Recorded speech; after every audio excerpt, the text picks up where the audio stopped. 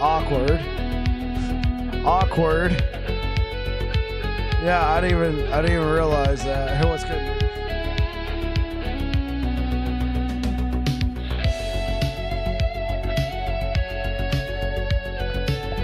I'm like over here doing this stuff.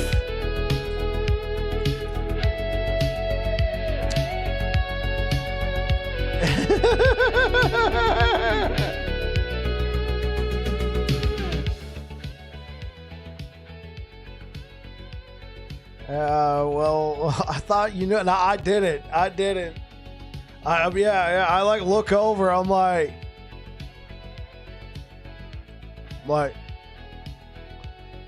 well, hello everybody.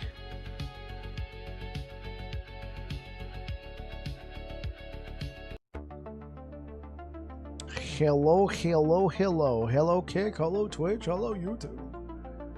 We are back again. Thank you for the likes already over on YouTube. You guys are starting out strong. That's gonna be a short. Yeah, we'll make that a short. We'll make that a short. Here, let me go clip it right now. I'll clip that. That's funny. Oh, that's funny. That's good. All right. Well, yeah, here we are. Here we are. Happy Tuesday, everybody. Hopefully you're all having a good one. We are back. Again, let's start off the night with a boss fight.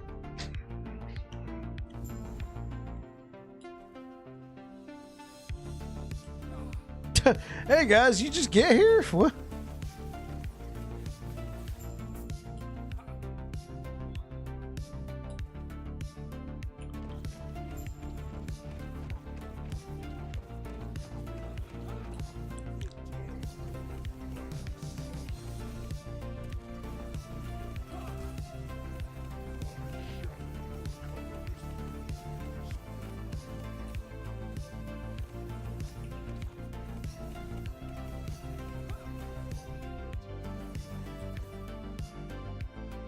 Hey, what's good, Trader?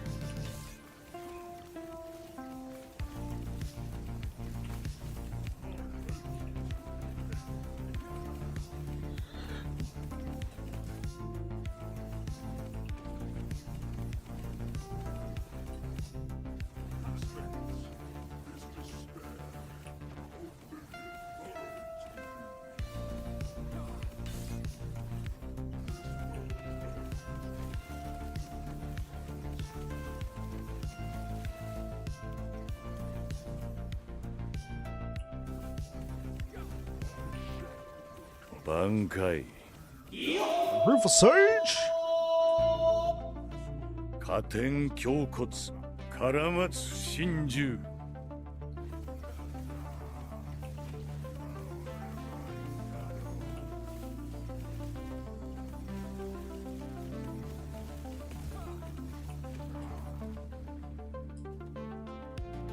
Hey, what's good, Reef? What you up to?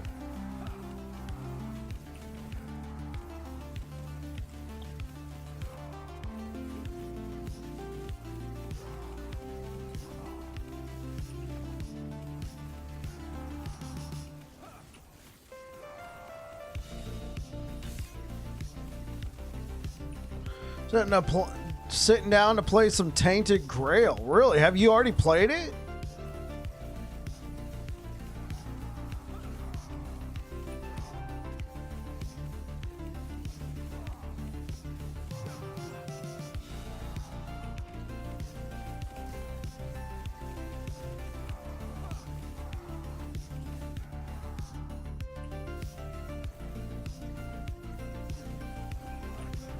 You played it during early access a little bit. What do you think so far, man?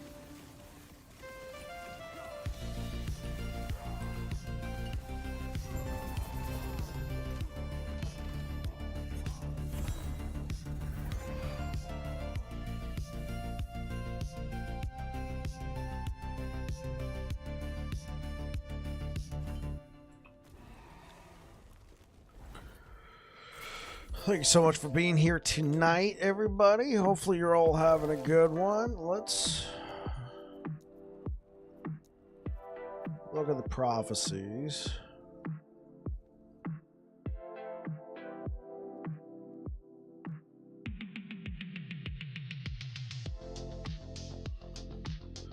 Alright, let's go pick up some prophecies. Mostly all my sword prophecies. Been trying to get this axe for like 2 hours, and it's the first thing I see when I come in. Feels bad, man. Oh, what? Oh, the world splitter axe? Yeah. Sorry. Hey, Jolteon, were you here yesterday? Hey, Jolteon, were you here yesterday?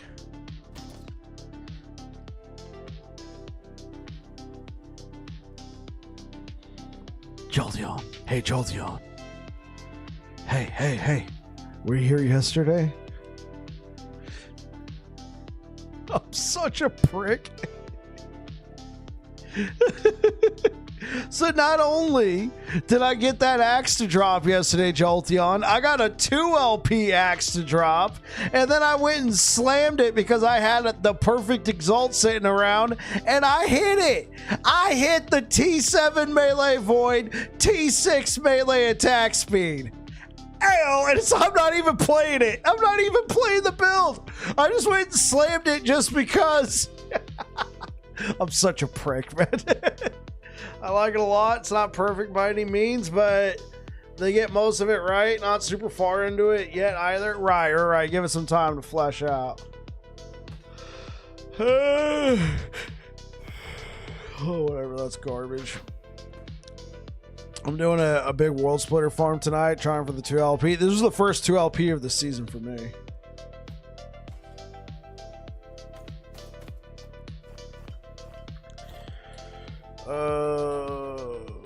Damn, son, where'd you find this? Hey, blurps are working.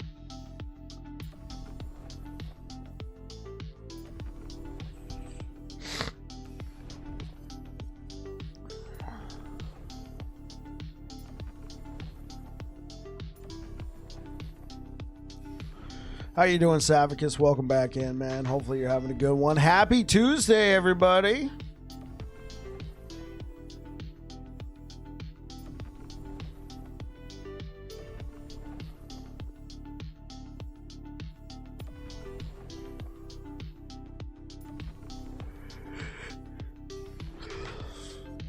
Happy Tuesday.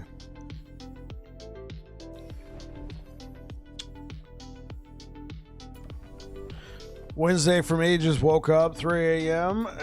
3 a.m., man. Sure, it's not 6 a.m.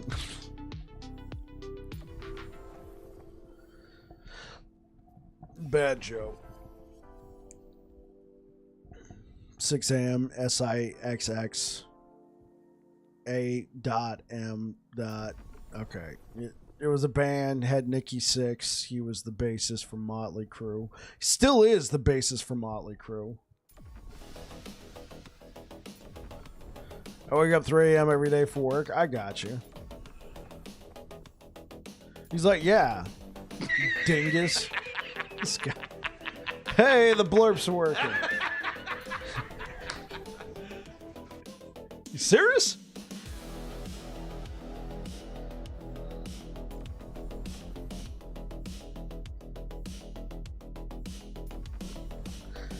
Playing that Void Shield Rush Forge Guard I showed you a while ago. Got it to 1200C. Gonna try Uber soon. 2 LP Axe is my most last realistic upgrade. Got it.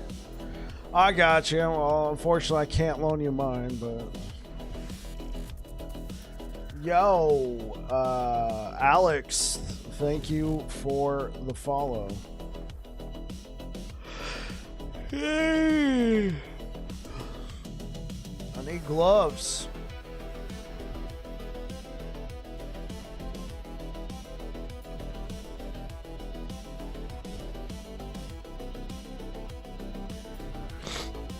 I'm gonna have to go to a timeline with Diamond Matrons.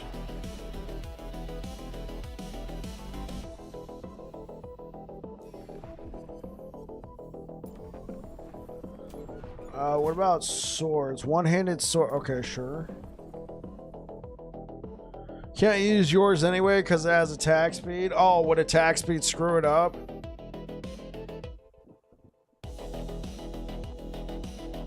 Or is it that you just wouldn't get any benefit from attack speed?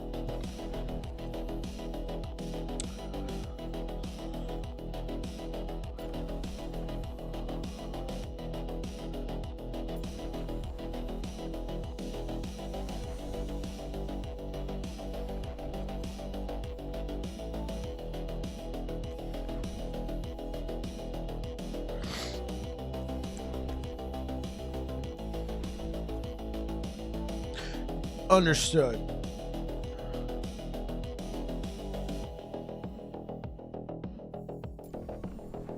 So you yeah, okay, I got you. I didn't even know there was an amulet that dropped from this in the Black Sun. Yeah, it's a good amulet.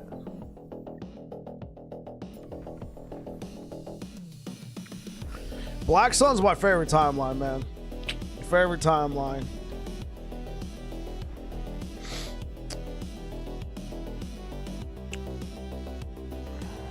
Wait, are you serious?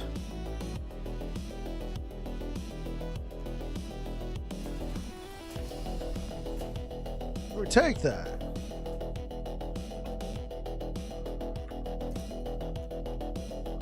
Well, I don't really have anything I need to slam. I want to try out Dread's old Smelter's Wrath build, and he said you should only play it if you get a World Splitter. Oh, okay. Only play it if you get a World Splitter. From the man himself.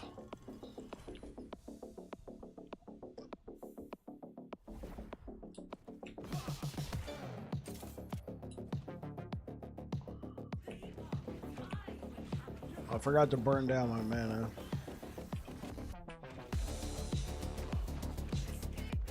Oh, oops.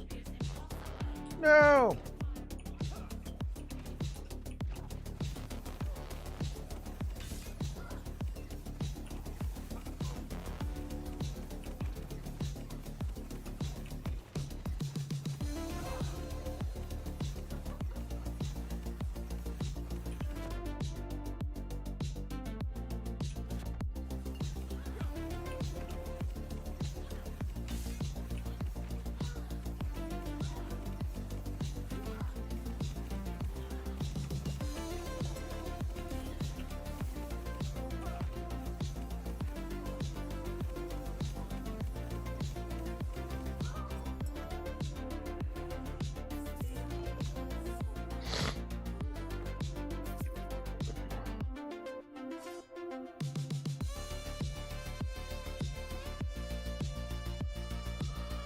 Okay, what do I even bother slamming? Is there a slam worth having? I don't think so. 3 LP Polaris? Okay, well, yeah, let's see if I can get an upgrade. Let's see if I can get an upgrade. Spell damage. Here we go. Okay, so what are we going to want on these Big Z? We're going to want Armor Shred, Mana, Chance to Chill. And I only have 29 Fortune Potential. RIP.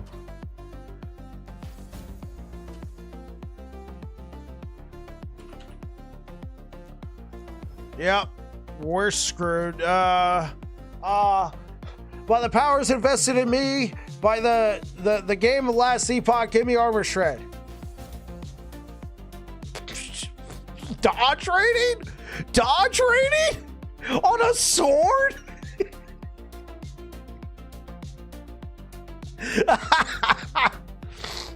I guess I don't have powers to be.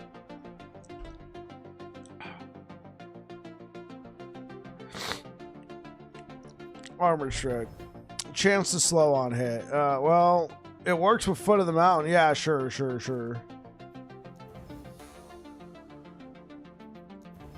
Oh, ouch. That's a fumble. That's a big fat fumble.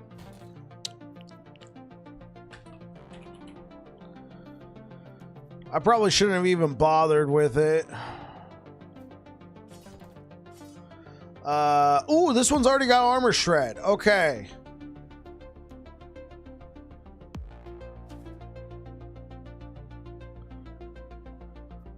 I need this to seal.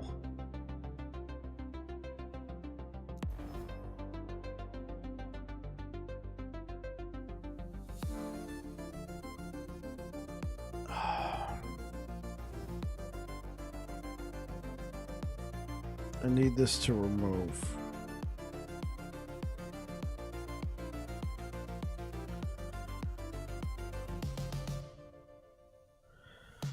Okay. Well, let's not be hasty. Maybe we could turn this into something good. Be something good. Okay, not terrible.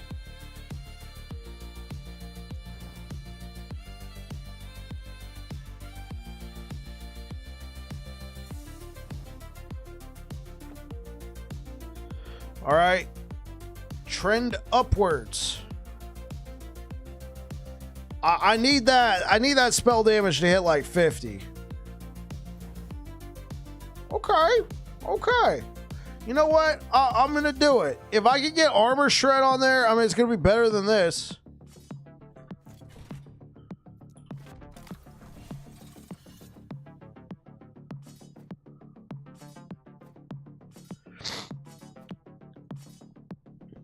Welcome back to another episode of Slams with Bike. We have this 3 LP Polaris. I do have a 4 LP in the hopper, but I just haven't found the proper Exalted. I have this. This is okay. If I can get spell damage, chance to shred armor, and chance to slow on hit, I think it's a W-ish. We're almost there, but we're not quite there yet. We're going to guarantee the spell damage and see what happens.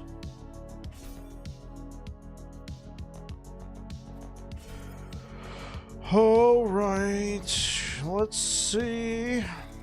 Of course, but at least I got a chance to shred armor on hit. That's what I really needed. This has been Slams with Bike.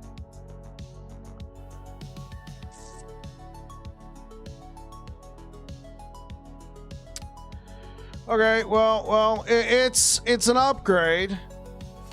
It's an upgrade.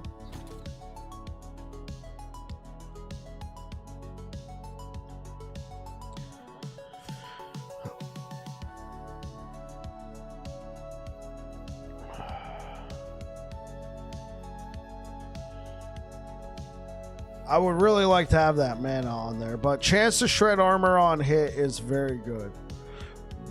Excuse me.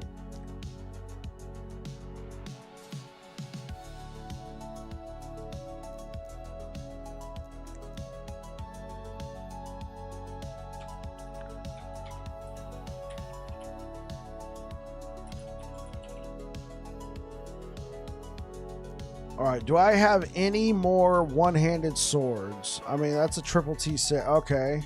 Oh, well, we just put that one in there. What about this now?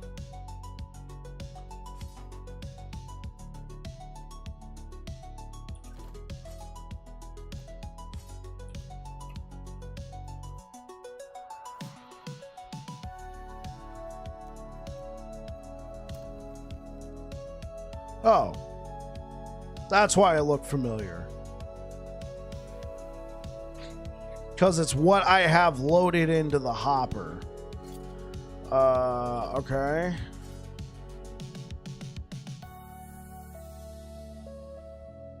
It's gonna be tricky, chat. If we could seal that, put mana, roll that into something. Okay. 2 LP. It's a 0.3 roll, but I can re-roll it. Yeah, absolutely, Niche. Well done. Works with Foot of the Mountain. Yeah. Make sure to turn on streamer mode. Yeah.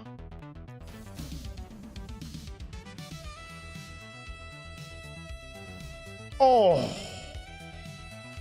Please be armor shred.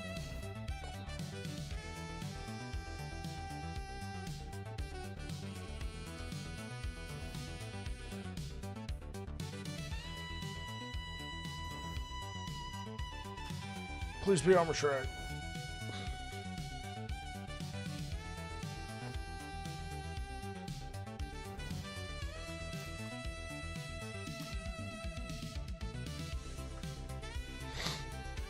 I shouldn't have touched it. I should have just left it alone. Hey, what up, Nilmerg, Babbling Bike, and chat? Hope all is well. Hey, what's up, bro?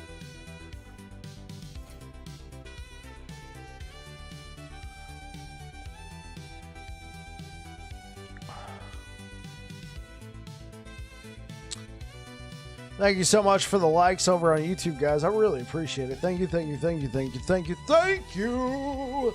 And Tism, what's good, man? Hello.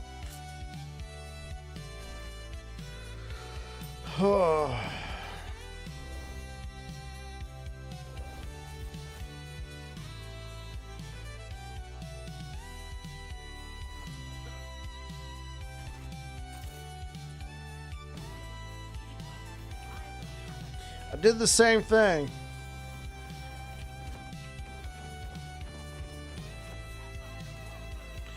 What are we slamming? Nothing.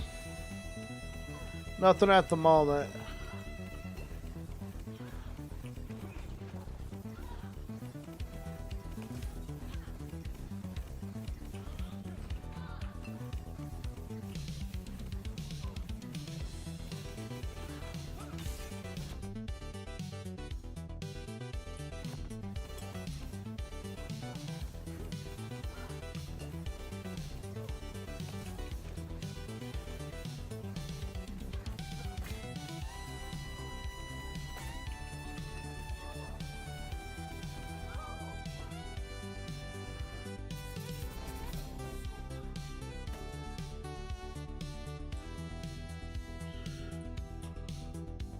Look at all these swords. Look at all this crap.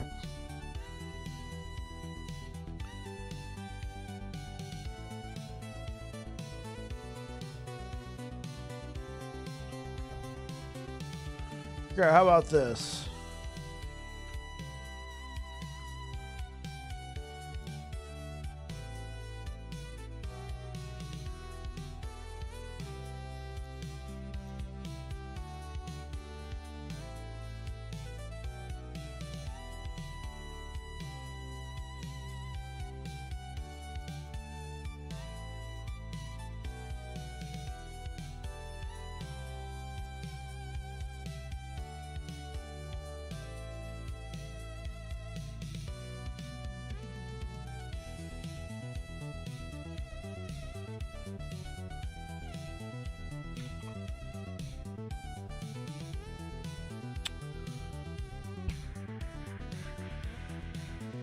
Let's give it this sort of weird looking blue color.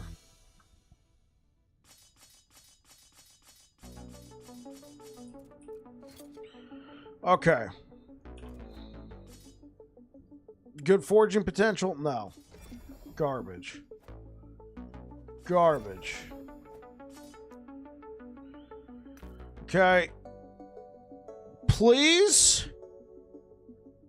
become yo. When you joined, did it say no characters found? No. I had no issues whatsoever. Blue Beyond, welcome on in. Try and relax. Had last round of therapy rehab today. Cardiologist tomorrow. Surgery on Wednesday. Don't have a stroke. Totally not worth the hassle. Yeah, Nilmerg, I'll keep that in mind. I'm sorry to hear that you went through that. You know, best of luck with everything. Best of luck with the surgery, man. We're here for you. Anything we can do in terms of, you know, in terms of just being brethren over the interwebs. All right, guys. What we want to do with this Rune of Redemption, I'm only going to do it like once or twice. I'm going to try, because I have 113 of these, all right? So I want to try and turn this into spell damage. Will it happen? Probably not, but let's try. If it goes below 30 forging potential, it's already got an affix that I want on there. I'm kind of stuck with that. I don't really like that. Maybe I shouldn't do it.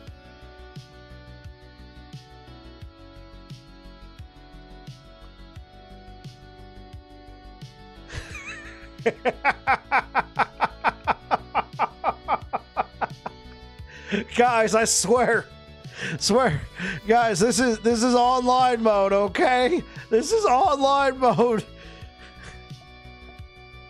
Thanks. Streamers? Really?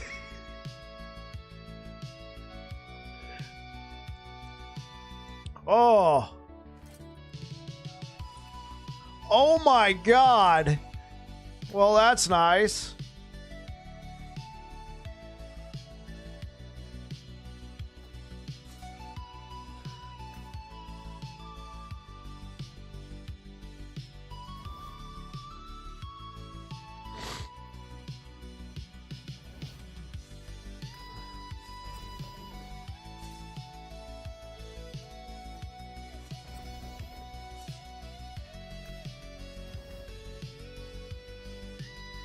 Oh.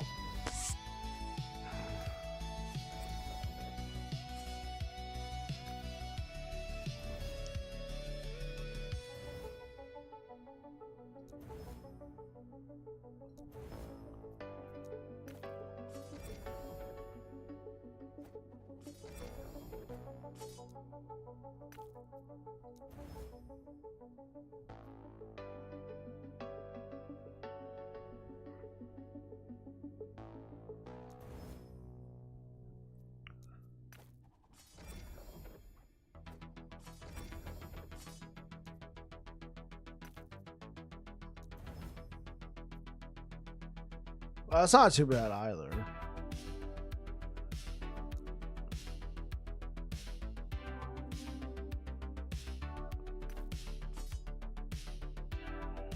T7 mana. I'd only consider it if we could seal this. No.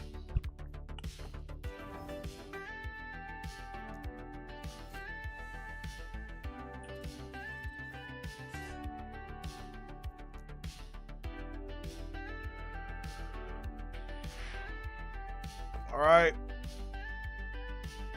I think the only way this could work is if I can remove... I think the only way this could work for me is if I can remove that melee critical strike chance. It's time. Yeah, hey, what's up, Steve? Yeah, I think that's the only way it could work. We literally just put this in here, used a rune of redemption, and transformed this over to a spell damage rune. But here's the thing. I also need to add mana onto this. So, I mean, this thing, I'm not going to say it's bricked, but melee critical strike chance will not help in this case. So, yeah, I needed to remove the melee critical strike chance. I mean, that's it. So, here we go. No, it's bricked. We needed to remove the melee critical strike chance. This is, whatever.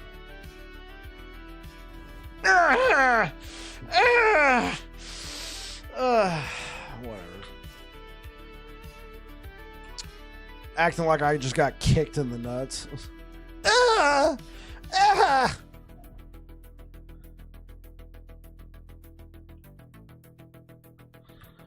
Smile like a donut.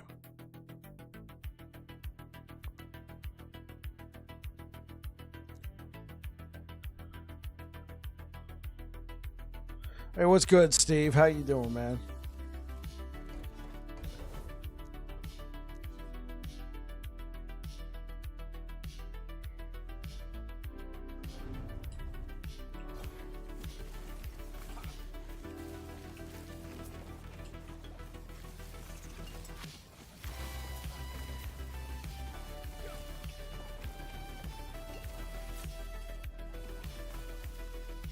Doing good on the road tonight? Oh, really? Where are you?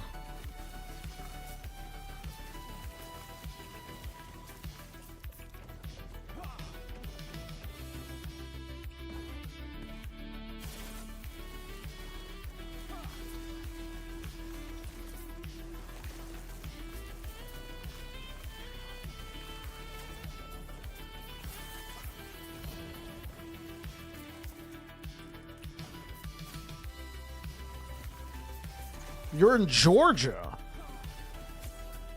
Valdosta, Georgia. Never heard of it. I've heard of Georgia, but not Valdosta.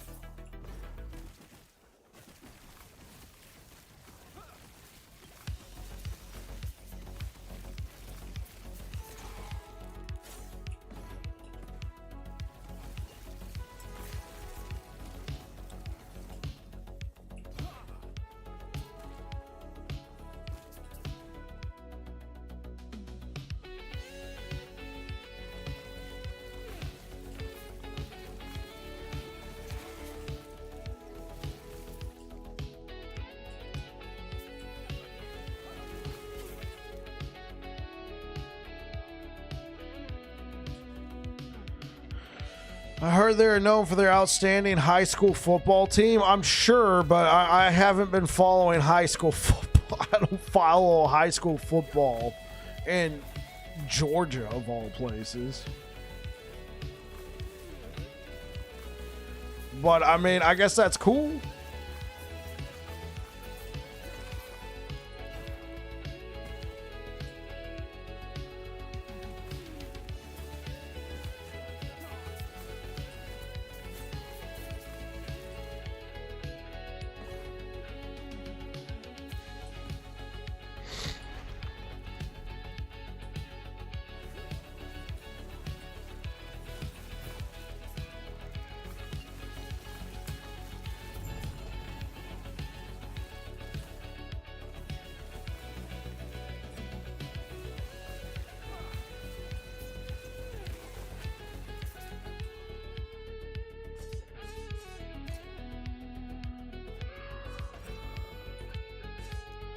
Spell damage.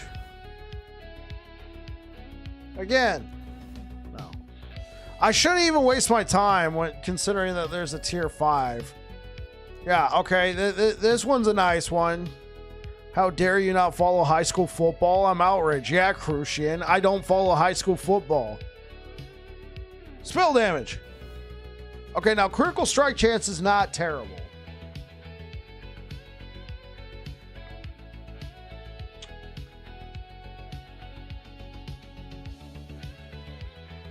I could also, hold up. I could also do this.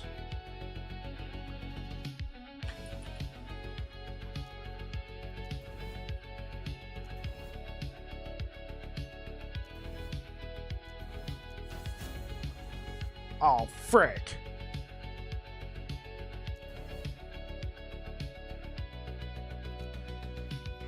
Armor shred.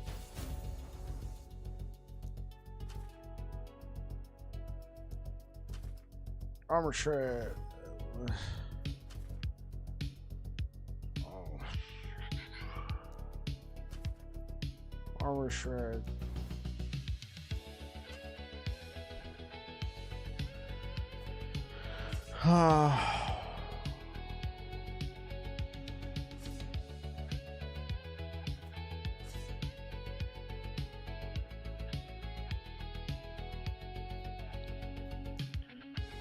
Okay. Can I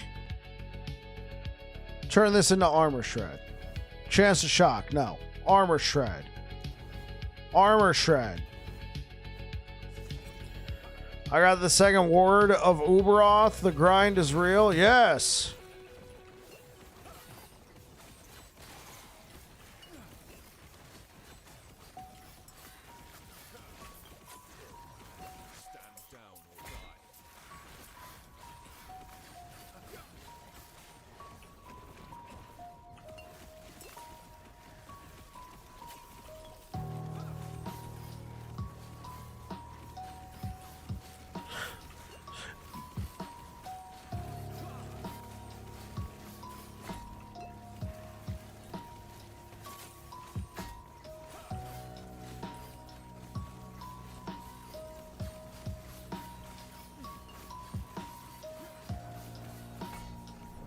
Oh, come on.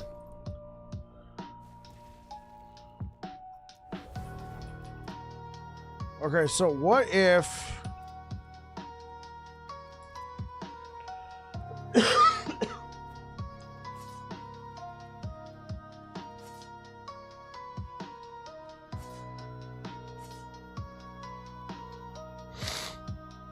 Okay.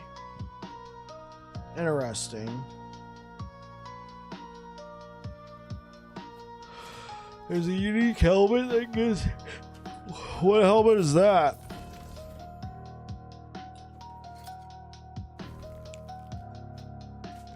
Yeah, what helmet is that, bro? Is there a unique helmet? I thought you were saying there's a unique helmet.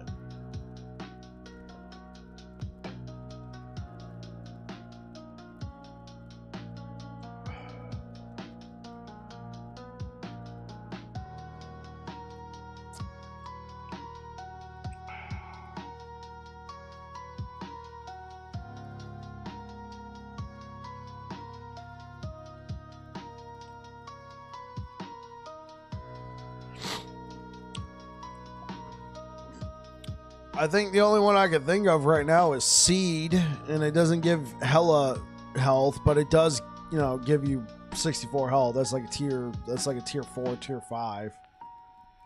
Yeah, if you can get the 64, it's a low tier 5.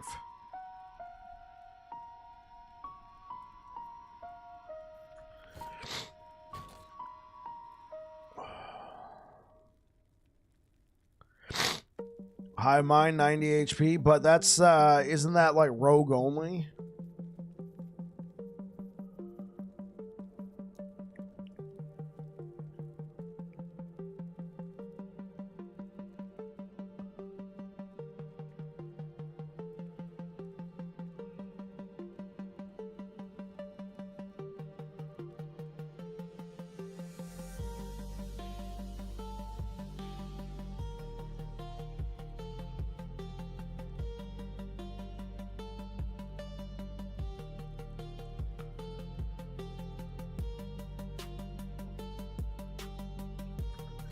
Kedrasil is the best one.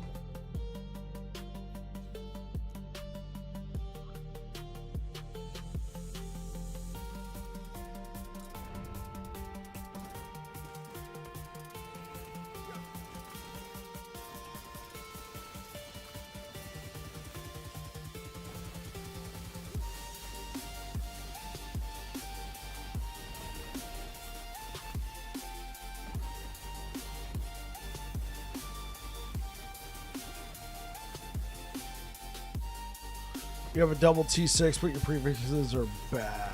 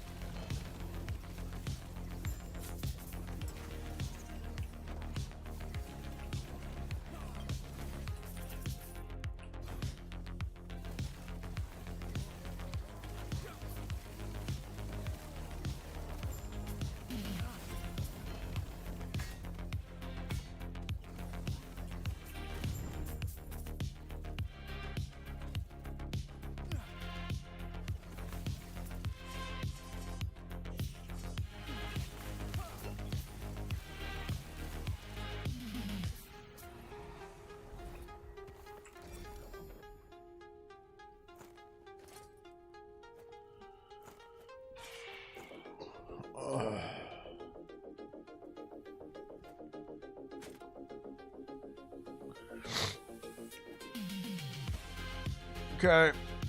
Let's take a look. It's in a book. Okay, well, we got chance to shred armor.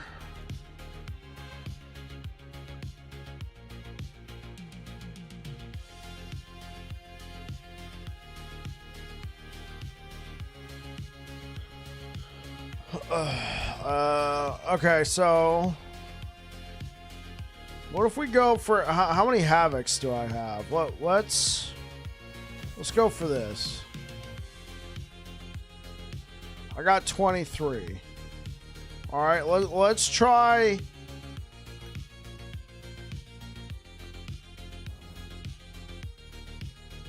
Not bad. Oh, well, we're out. Yeah, this thing's bricked.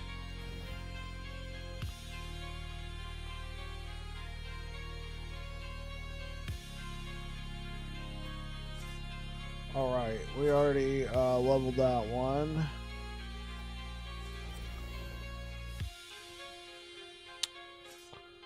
Hey, what's good, friend, over on YouTube? What is that?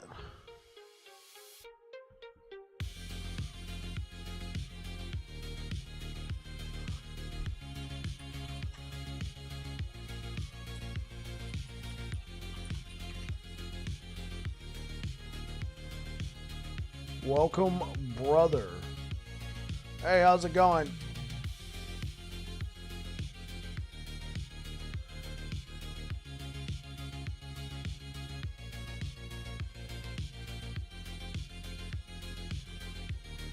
You are a Korean user. Well, hello. I am an English channel. It's very nice to meet you. Unfortunately, I'm not going to be able to sit here and Google Translate everything you type. Are you able to understand? Are you able to understand me? Is it a referee build? I'm having to use Google Translate to understand what you're saying there, friend. Korean, yeah.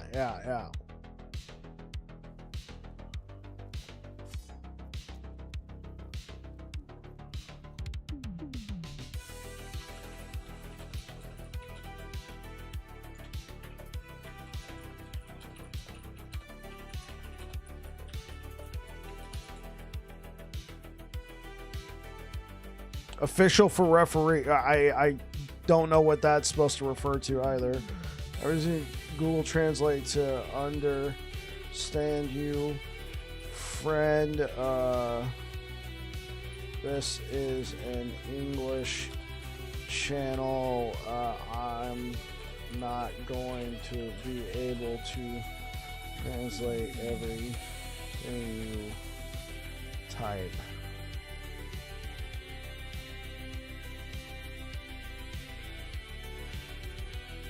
I'm internationally known. Hey, what can I say? Spell damage.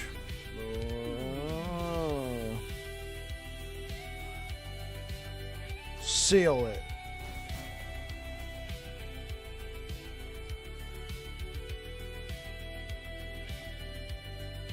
Okay.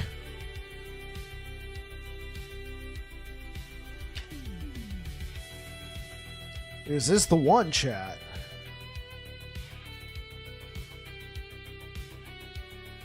Because I'm trying to think.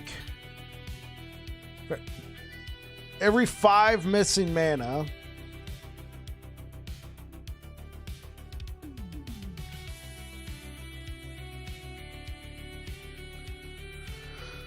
So that 119 mana is roughly equal to 24 flat spell damage. So that's a T5.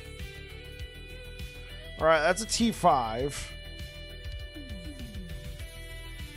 I still think flat spell damage is the way to go.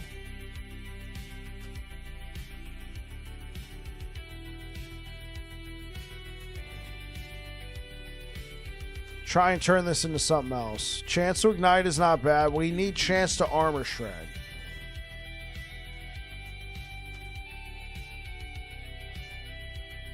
right.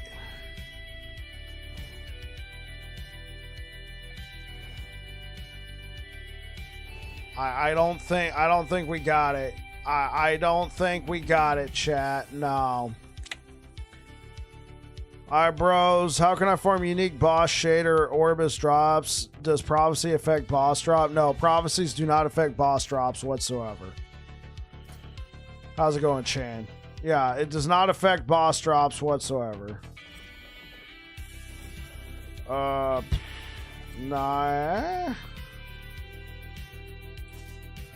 Okay, well, hold up.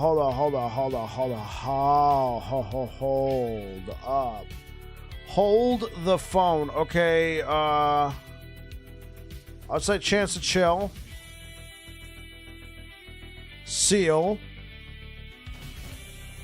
It's bricked.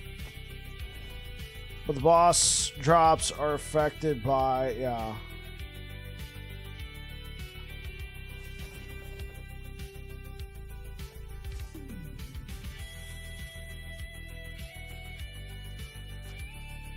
Okay. Shred.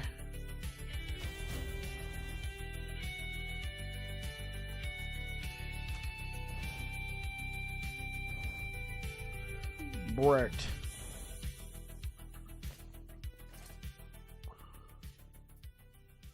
This was so close, man. Get out of here.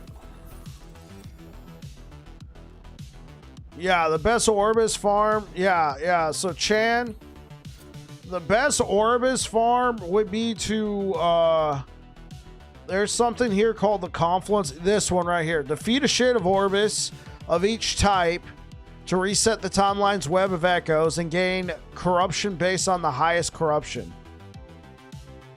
Cough is different from prophecies? No. Prophecies are world drops. Okay, so check this out. So every time you see a prophecy, this is only whatever would drop on the world loot table. Prophecies are not affected by whatever the boss drops. What is affected by what the boss drops would be here, number 10. This would affect your boss drops. Number 10 and, I think just number 10. Yeah, bosses have a 150% chance of increased drop rate. Well, I guess also legendary potential, number 8. So number 10 and number 8, these would affect it, but prophecies, even though they're a part of Circle of Fortune, they are not affected by, they do not affect boss drops, right? I can't just get exalted body armor drops or unique body armor drops and then go fight a boss that drops specifically a unique, in this case, one-handed sword and try and get them to drop that. It doesn't work that way.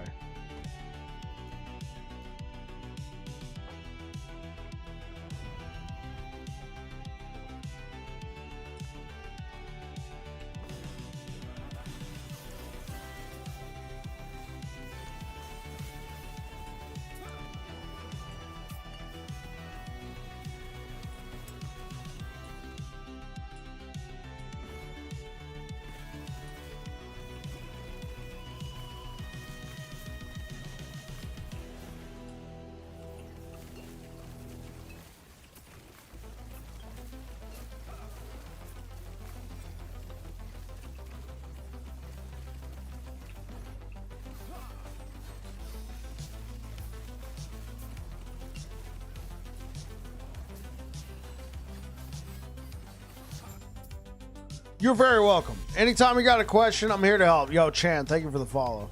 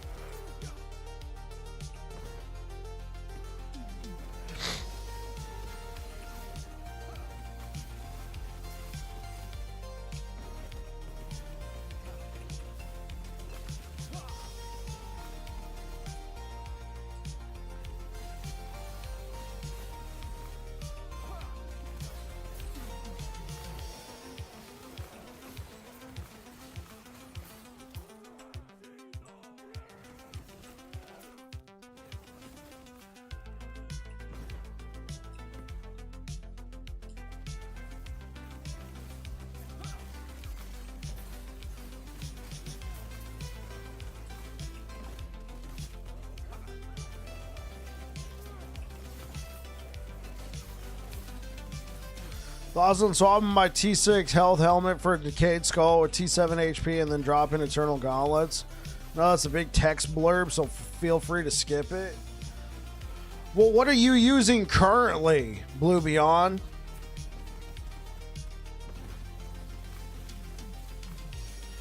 Like, there's a lot of buts. One more. Prophecy affect all echoes in mono, right? Or just woven echoes? They affect all echoes.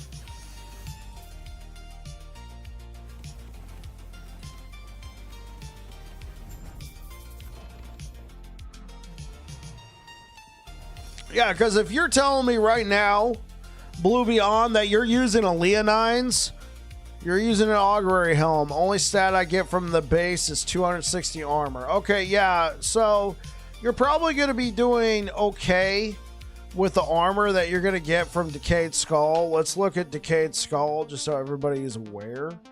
Right, this is a great item, by the way. This is a candidate by all means. This is a strong candidate for, you know, a unique deep dive. So let's look at Decayed Skull. You get, you know, the increased void and necrotic. You may or may not use it.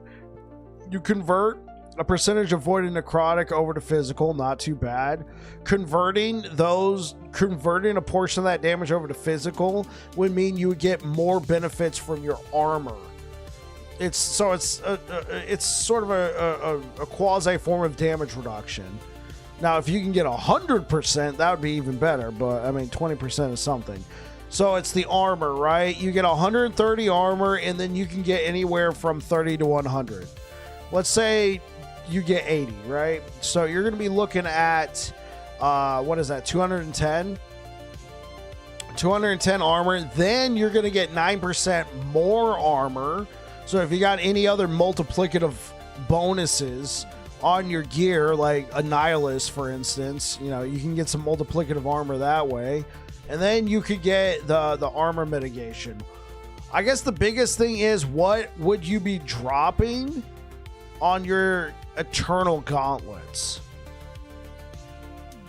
Because it sounds like it's working.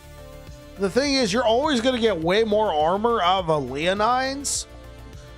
So I'm generally an advocate for Leonines unless you really need the armor mitigation applying to dot.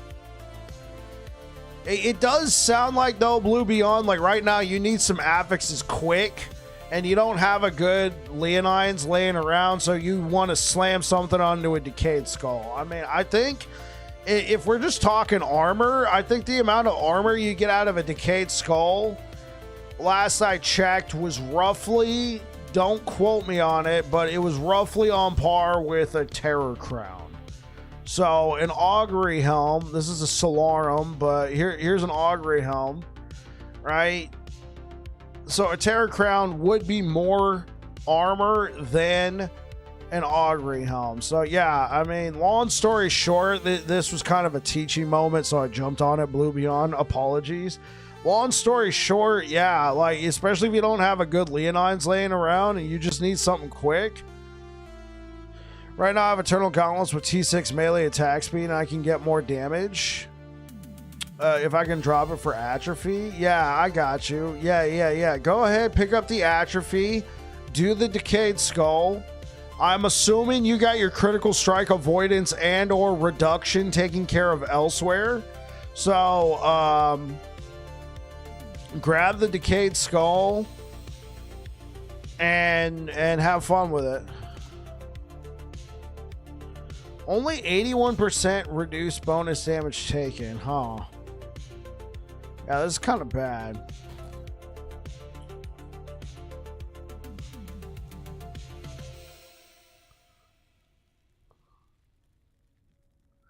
You have blind? Yeah, I've done it too, so you know, no judgment here. I've done the good old blind Rooney myself.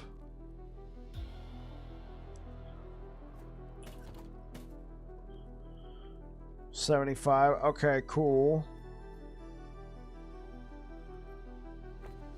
Remove the lightning resistance. Thank you.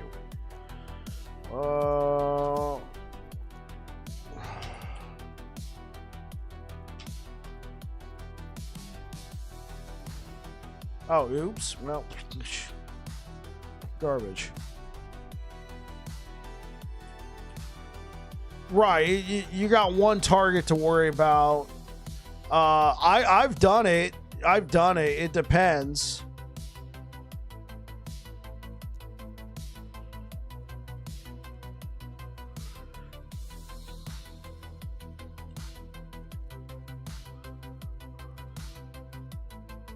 Talking, is this basically just for the mana? Okay.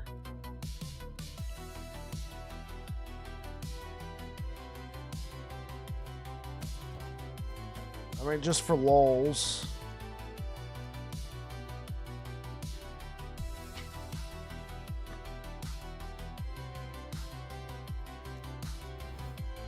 Oh, what? We burned 15 forging potential for that?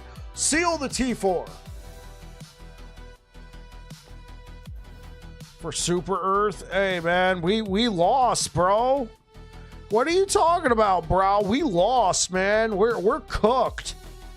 Super Earth is done.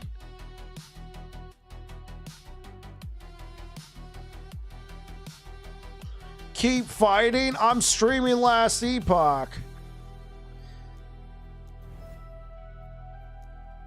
100% positively cooked. Removed it. Remove the cold res. Thank you.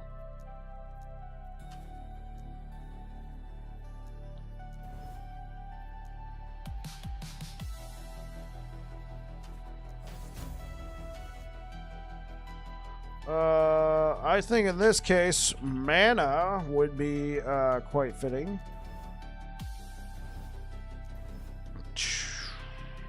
Frick.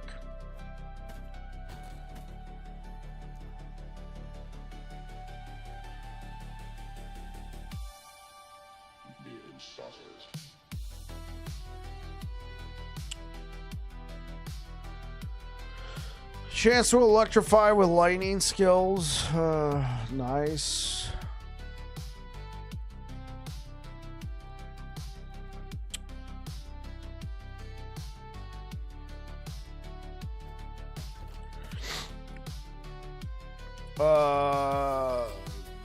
Seal it. There we go.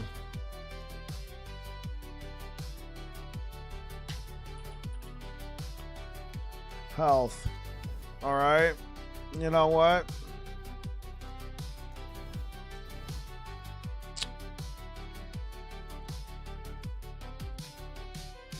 Best of luck.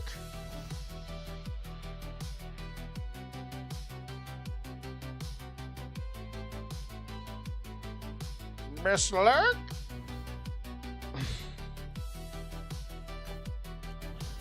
Helldiver drama. Yeah, so essentially, Chriskin, we had a major order to do X number of things on Super Earth. Super Earth is being invaded right now.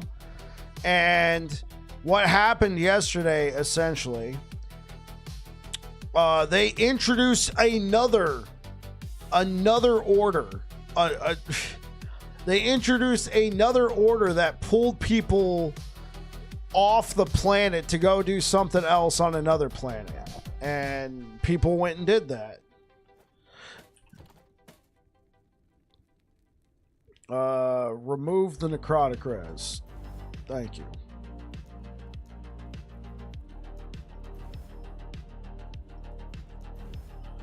And so we ended up failing the order that we had on Earth.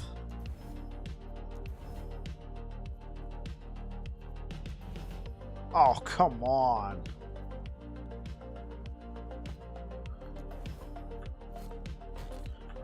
I tried to make self-cast Smite with Spoon. What'd you think of it, Hyman?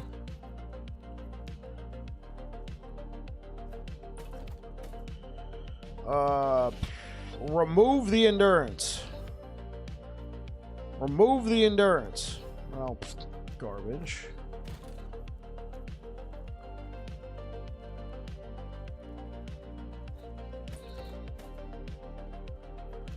Remove the dodge rating. Thank you.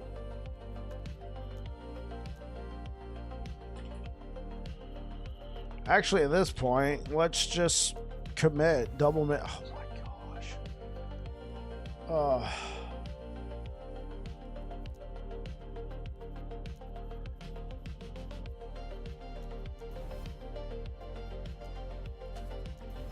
Yeah.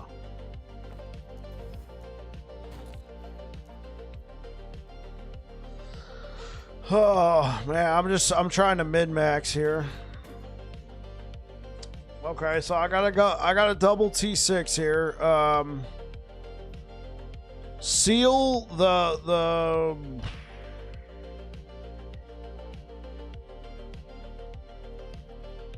seal the health regen.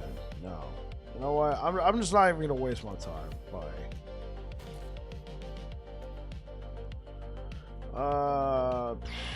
Could have been so good. It was on its way. 15 attunement and mana. Okay.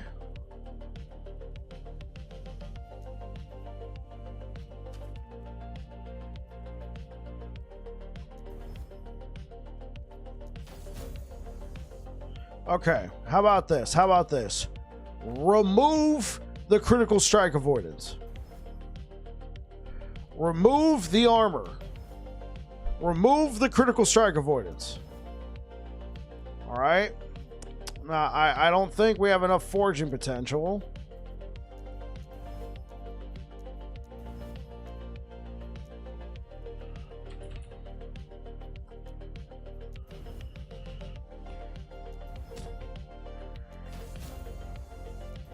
Oh. Man, yeah, that's a long shot. Fingers crossed. I mean, yeah, dude, like I'm getting a lot of, man, this could have been. I'm getting a lot of, wow, this could have been. This was almost there. This was. Okay, well, we could seal that. Health.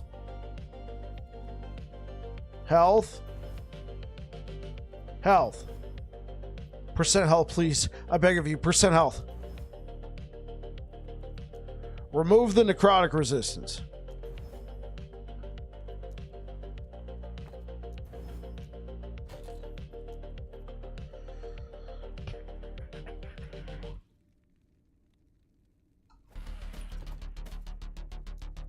Okay, well, this is a long shot.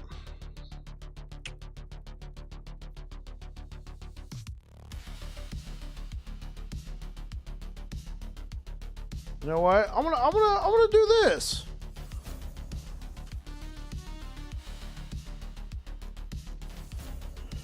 Cool. Health.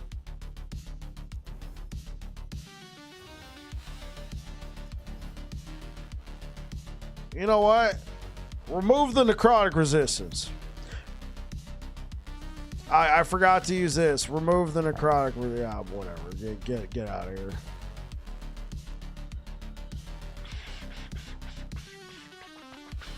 No.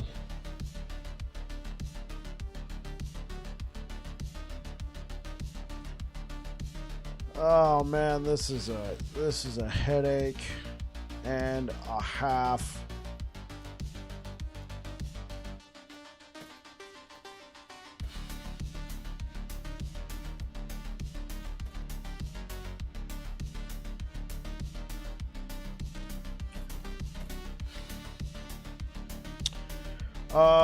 Become health. Nope. You know what? Just heartbreak. This isn't heartbreak. Yeah. So hi, man. How did that? How did the spoon go?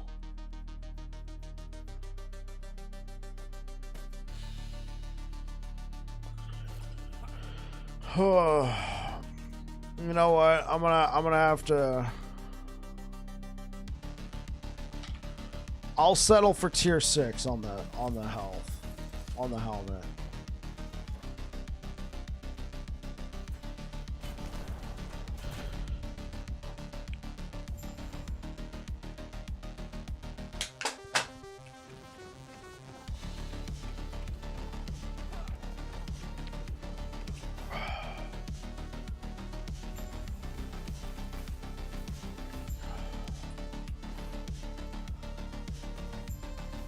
Spoon's not bad for free multiply. Yeah.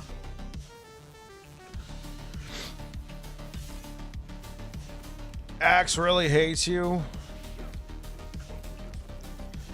I was a personal fan of Spoon as well, but my chat turned me on to Polaris, and I've been a lover of Polaris ever since.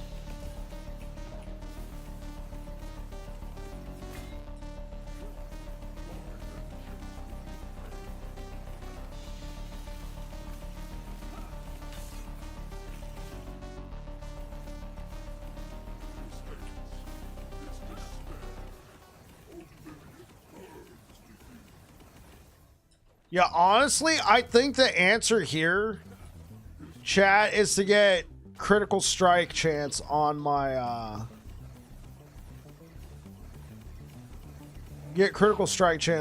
weapon.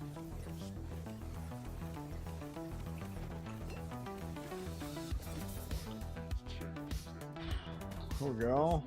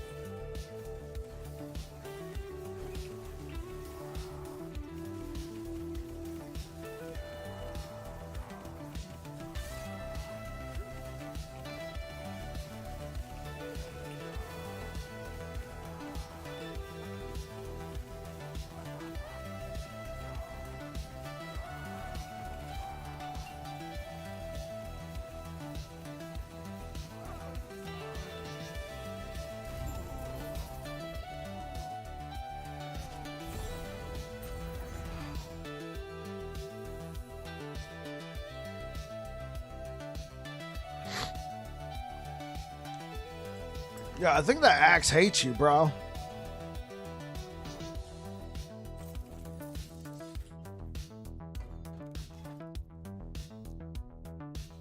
I mean, I hate to admit it, Jolteon, but I mean, I think the axe hates you.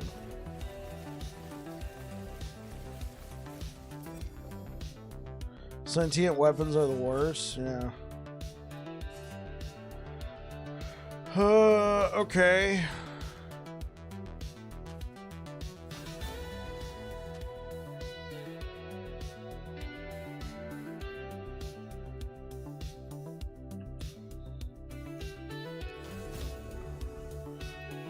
Okay.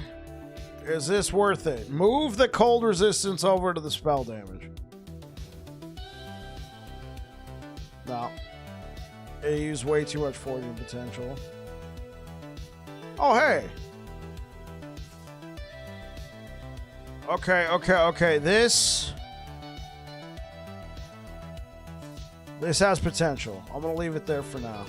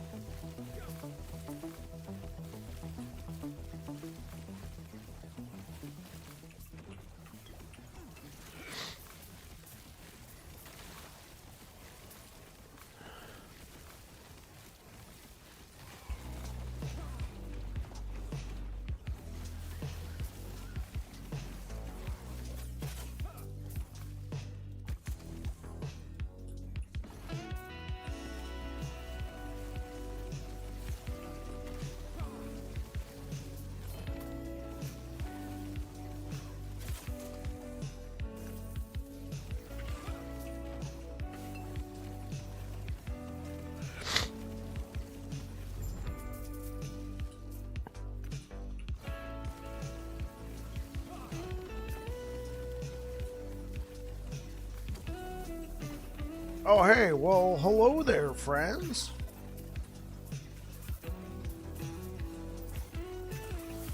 Wants you to stay on Void Hammers. Hey, not just saying, Void Hammers was pretty cool. I had somebody in my YouTube comments point out that I wasn't maximizing the damage on Void Hammers. First, I thought the dude was a troll, but I looked at what he was saying, and I'm like, actually, I think this dude's right. I was like, you know what? I think you're right. I haven't tried it. I asked him if he tried it. He said no, but just by looking at it, it looks like you can squeeze out like another 70% more damage. Like 70% more damage by just adjusting 2 points. And I'm like, well, hello there. What was his suggestion? So for hammers that had 5 points, 5 points, 1 point, 1 point, 1 point, 2 points, 1 point, 1 point, 6 points. Total of 24 points. What he suggested was taking 2 points out of Ballista and then put an extra point into Catapult and Avatar of the Spire because it would have doubled the extra projectiles. Because I missed a line of text here saying, because I thought the line of text that said damage per extra projectile is whenever it chained, right?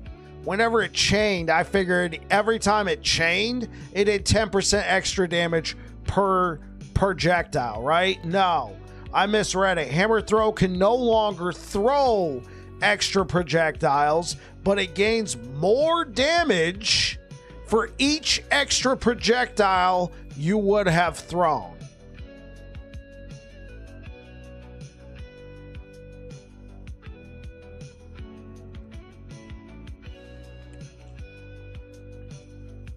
Yeah. I'm like, I completely missed that. Yeah, it sounds like a lot of us probably missed it too. I completely missed that.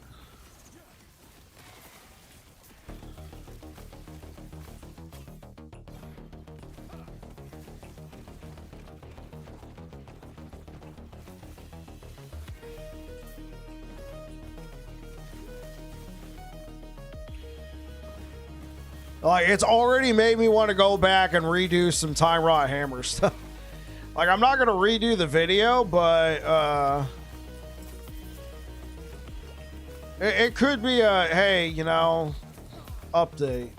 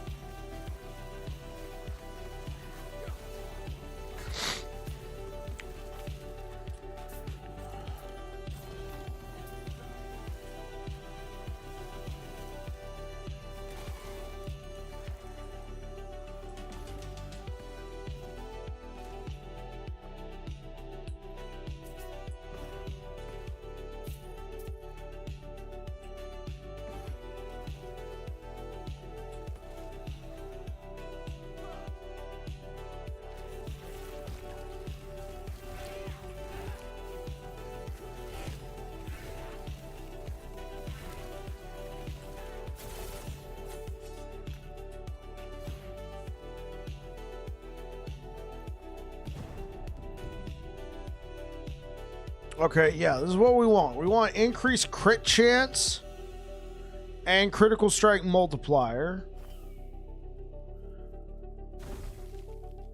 Armor. Huh.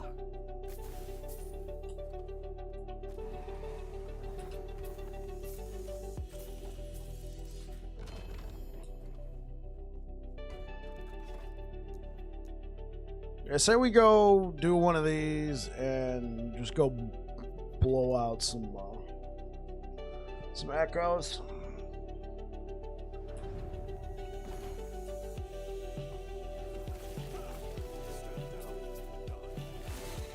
Slay enemies until a cocoon item drops.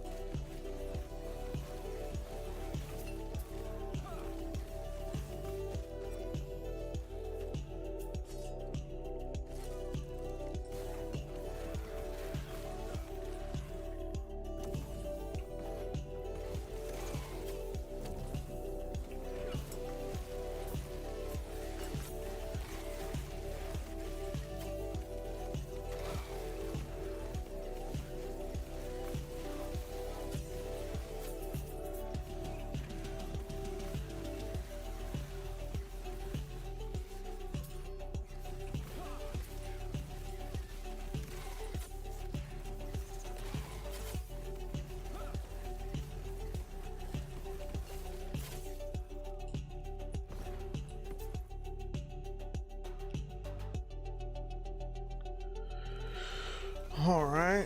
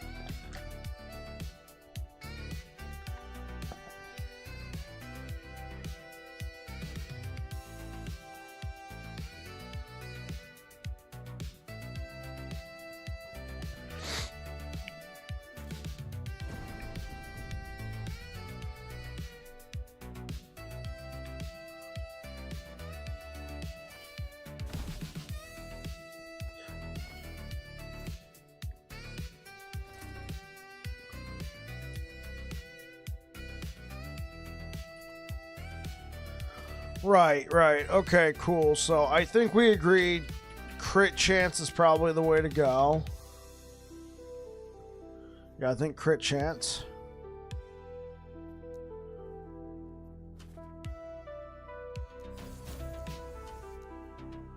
Armor. You got the axe. Let's go, Jolteon. All right. And then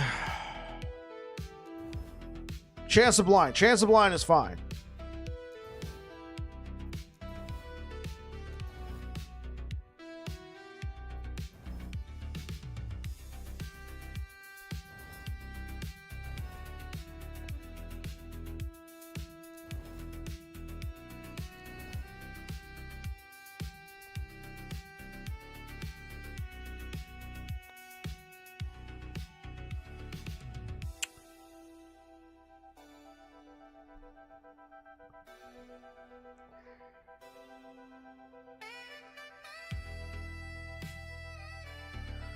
Because chance to chill would probably be my best in slot. Because it's a defensive option.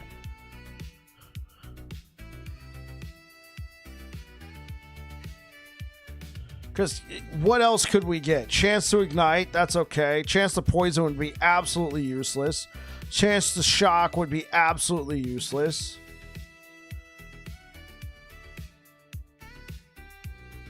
Whereas, like, chance to blind actually has some uses here.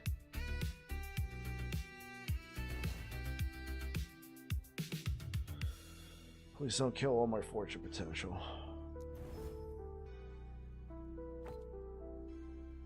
Please.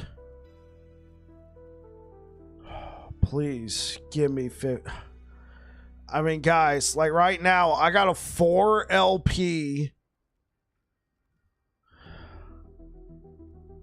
Guys, I got a 4 LP Polaris ready to go.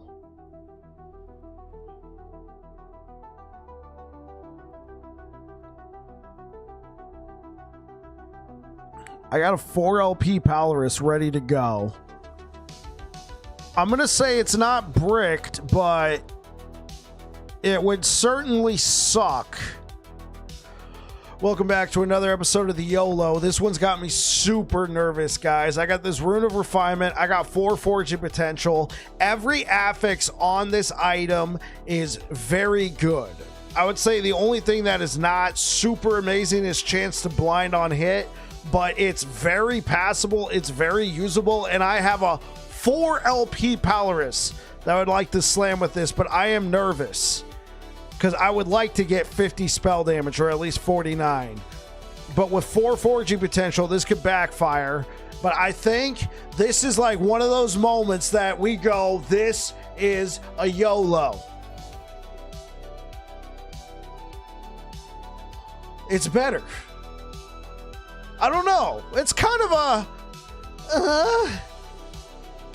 we got more spell damage out of it. I don't even think that's going to make it as an episode of the YOLO, but... Nah, I'm not even a... Could be worse. This is like one of those things, like, do you slam this into a 4 LP, though? I feel like we could do better. I feel like we could do better.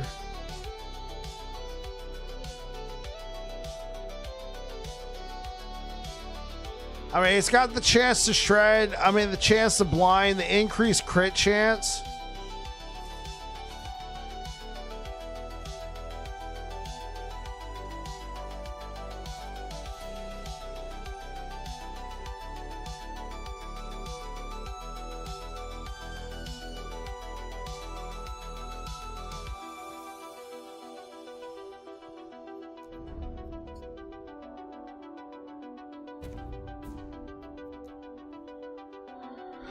Okay, so where are we going to get up to? We're going to get up to an 8% base crit chance.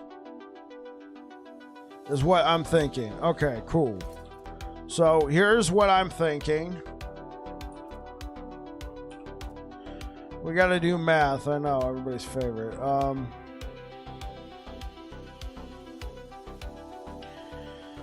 So we have a 3% base crit.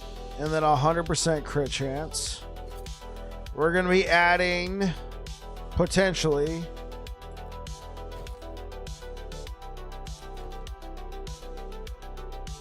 wait, where'd it go? Oh, yeah. We're going to be adding potentially 71. Well, we could also dip into Holy Aura.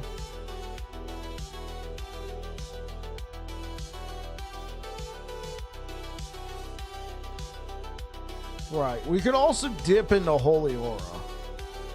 I think that's a strong possibility as well.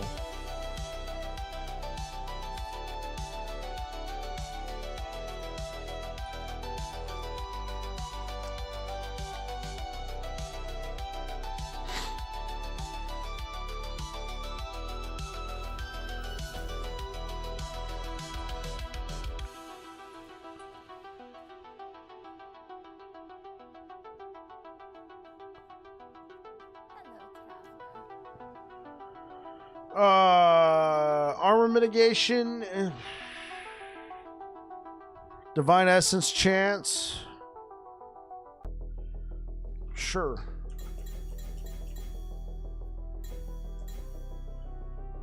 Oh.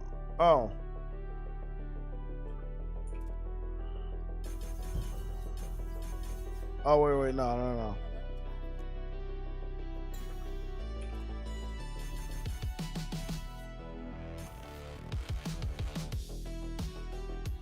Let's not take that.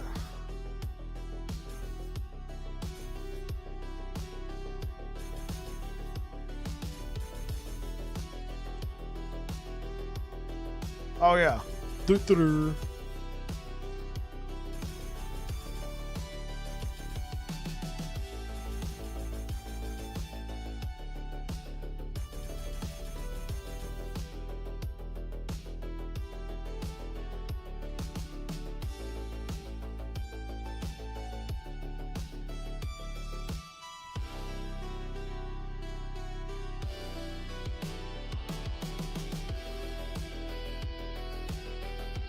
Holy Aura and Symbols of Hope have increased effect. So you can get up to 20%.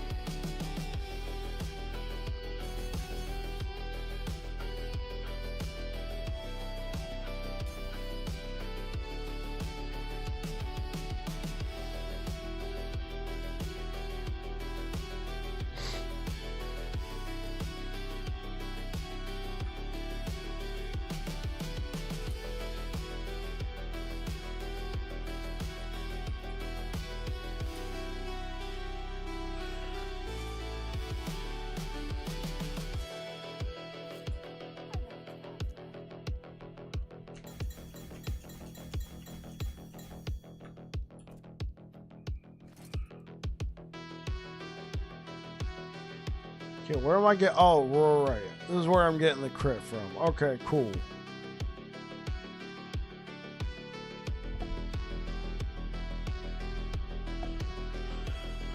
Okay, so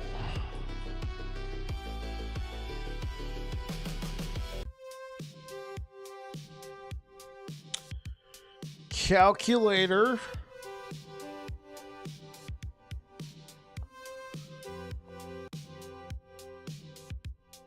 Well, wait, I don't need this cold resistance. Okay, cool. I can throw on another one of these. Okay, cool. So, let's logically think about this.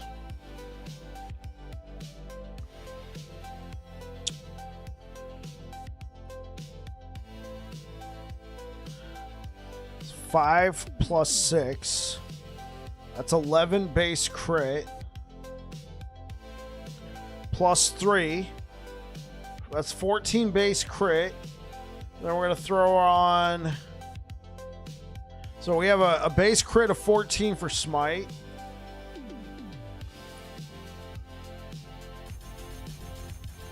Then we're going to add on 100 for critical strike chance. 100% critical strike chance.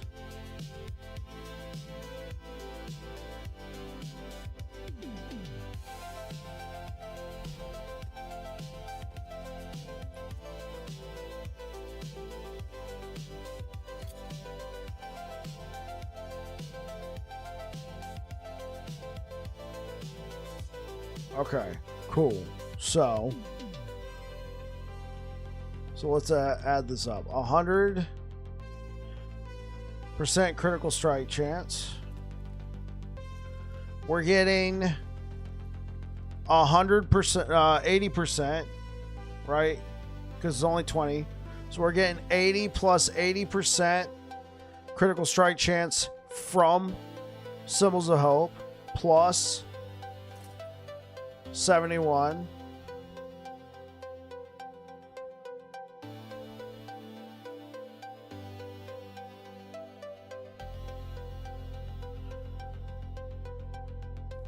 Plus 29. So that is 280%. So what would that be? 0.14 times 2.8? No, I'm messing this up.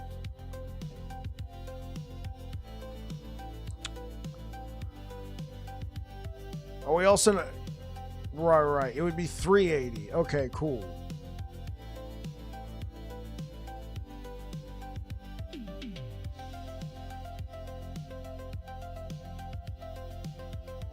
So we have 53% chance to crit.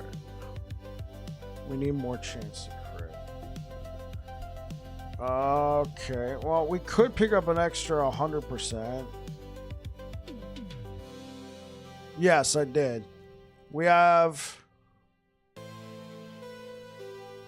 Yeah, I did count that into... So right now we have a base of 14%. 5 plus 3 plus 6.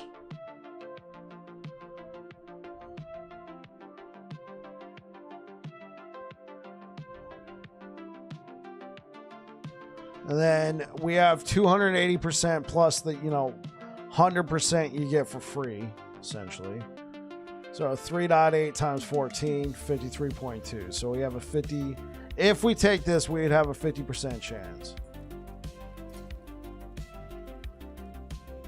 I think these are just too strong right here. Having the strength and or attunement is just way too strong.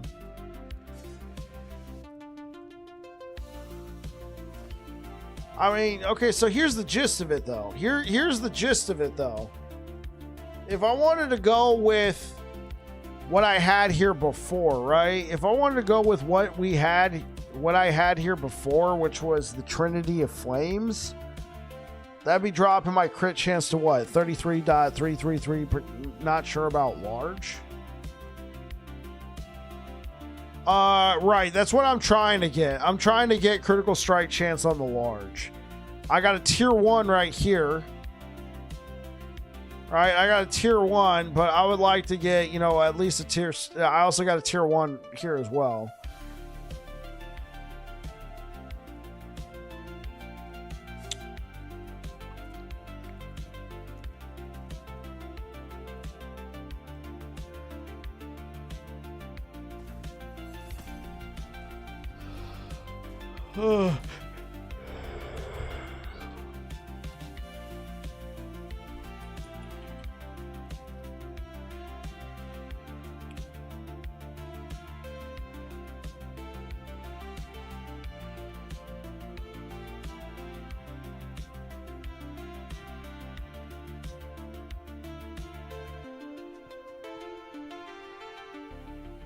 Wow. It's not even worth using.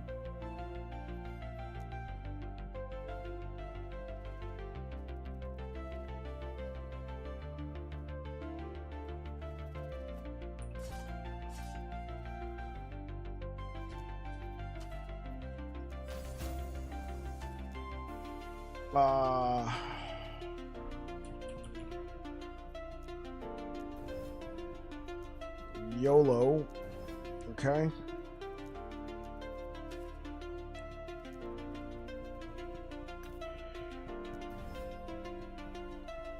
Okay.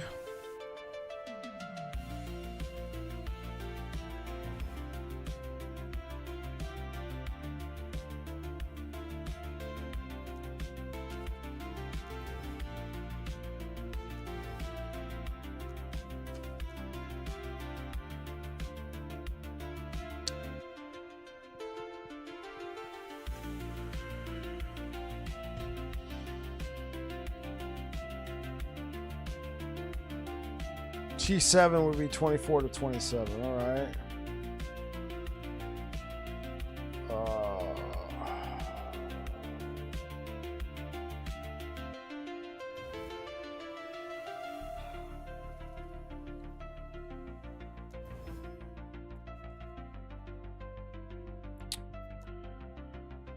Not perfect.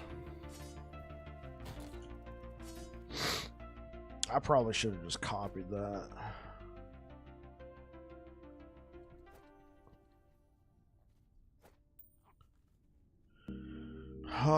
I guess the big thing is, am I going to get something better than this? This is pretty good.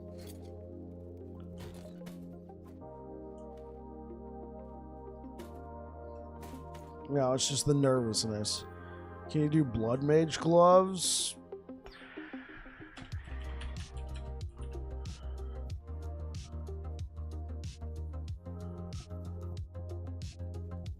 Yeah. Yeah, I could do Blood Mage. Oh, because that's base spell critical strike chance. I see, I see.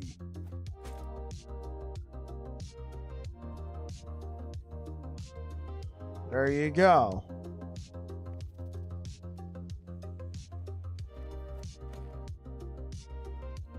Yeah, I could definitely do. I could definitely do that.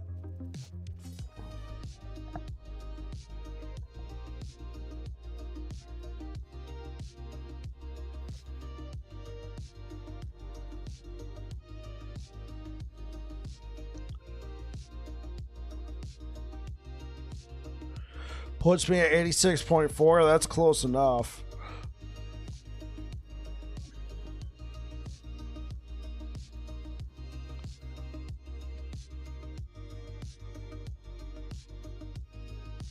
Wait. Yeah. I would just... Wait, hold up. 250% of mana spent reflected to you as damage?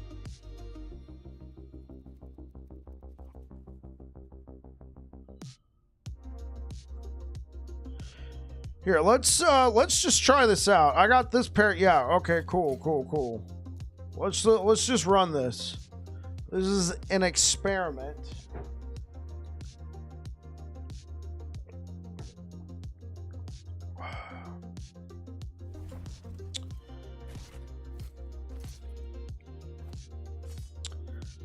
I think I might hold out on the sword for a little bit. Damage reflect is normally not a problem. Okay, cool.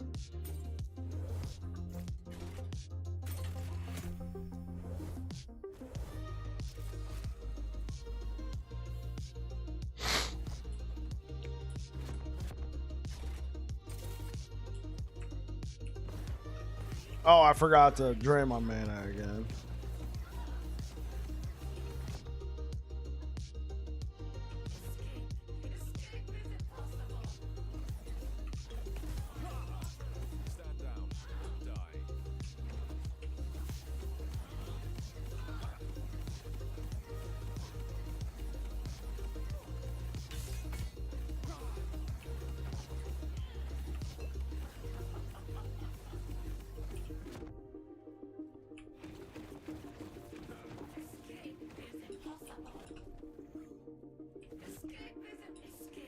I'm just screwing myself 3 ways to Sunday with this.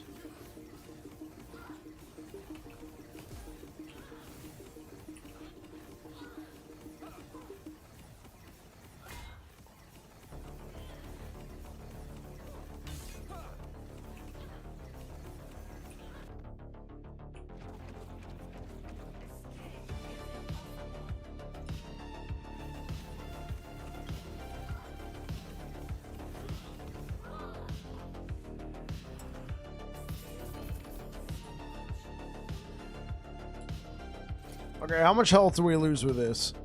Ugh. All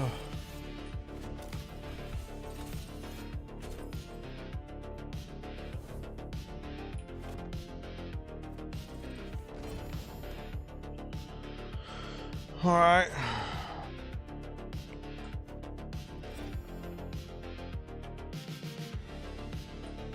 How much armor we lose? Not a ton. Not a ton. Okay. So, cast speed.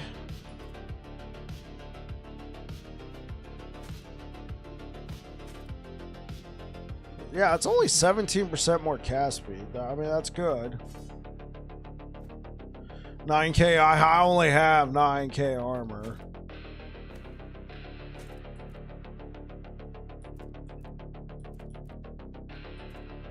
Only have 9. I'm so poor. Ugh. I only have 9k armor. Wah.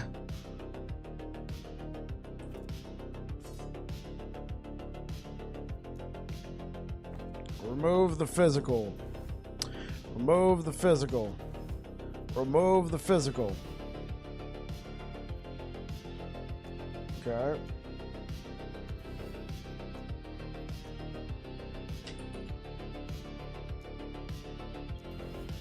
I'm not going to waste my time with this. I think I know what I want. I want spell damage, critical strike chance, chance to chill, but chance to blind's not bad, and chance to shred armor. I think that's how I want to proceed with this. And honestly, I don't think it's worth giving up 20% more damage. Can sword get spell crit? No. Wait, can spell? I don't think swords can get spell crit. Hold up, let me double check for you there. Good kind sir.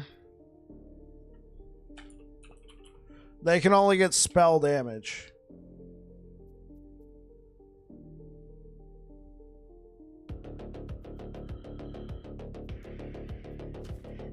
You know what? I'm better off just doing this. YOLO!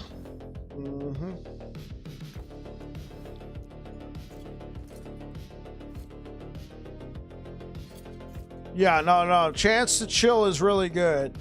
Chance to blind is not bad, but chance to chill is better. Just, you know, it's a great defensive layer. I think I'm gonna hold out for something like that.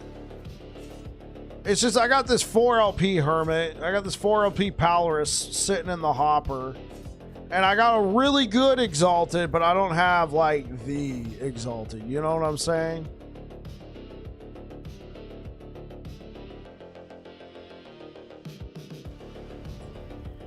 It's a really good Avix in real life. Oh, this guy.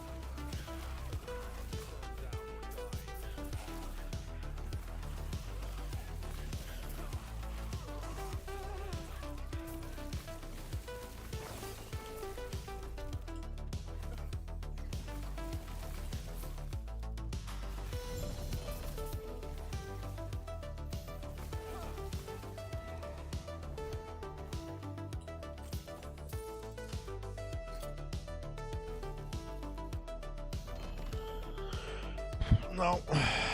Garbaggio.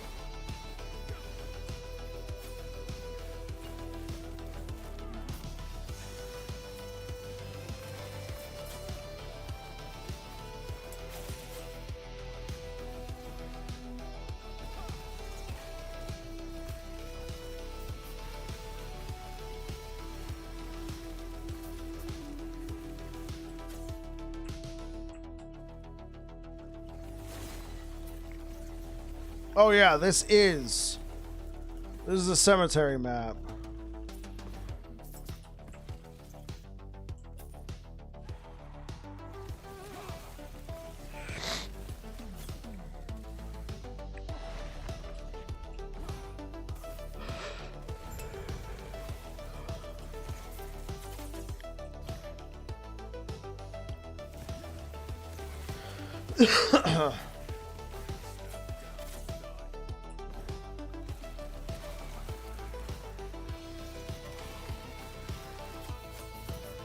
Feels not too bad so far. Hey, you know what, Jolteon? If somebody walks away from one of my builds saying not too bad so far, that's okay.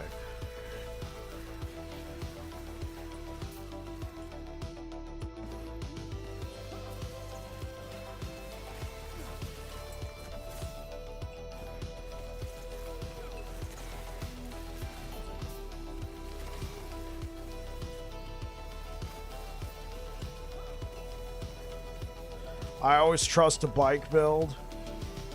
Hey, you know what? That's a mark of confidence right there.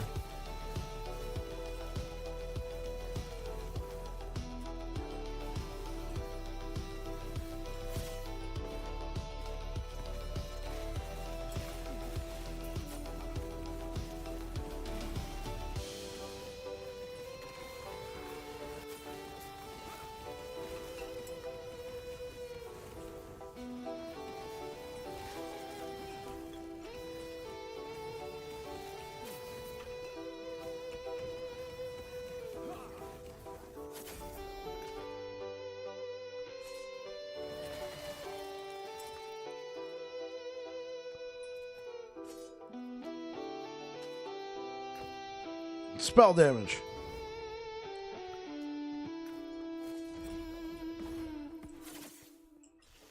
Hey, what up, Space Trucker? How's it going, man? Welcome back. How you doing?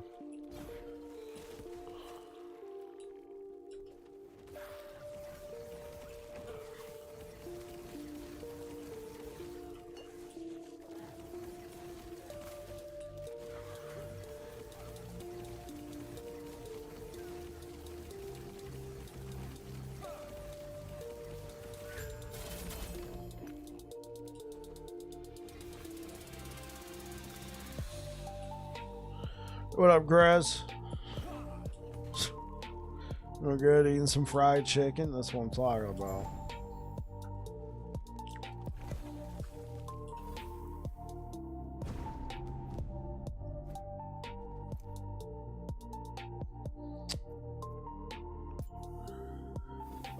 No.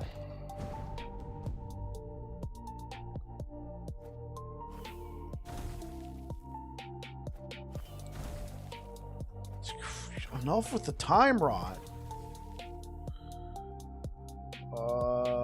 Lostwood Folly, Antipod.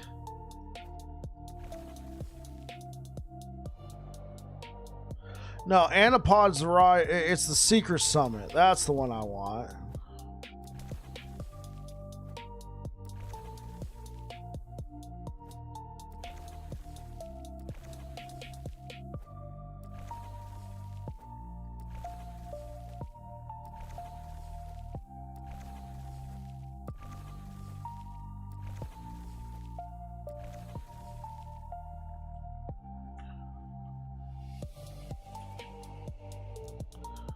Yeah, no, I don't think it's worth giving up that 20% damage.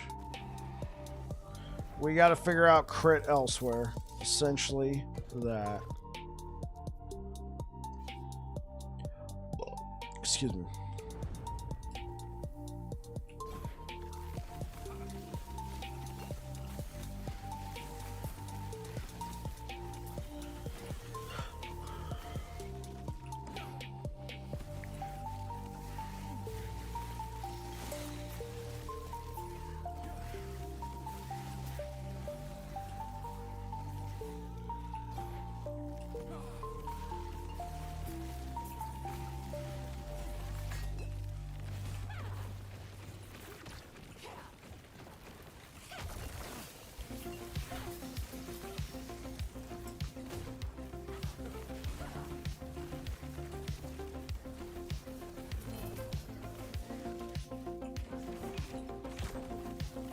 Holy Lawnmower is back? No.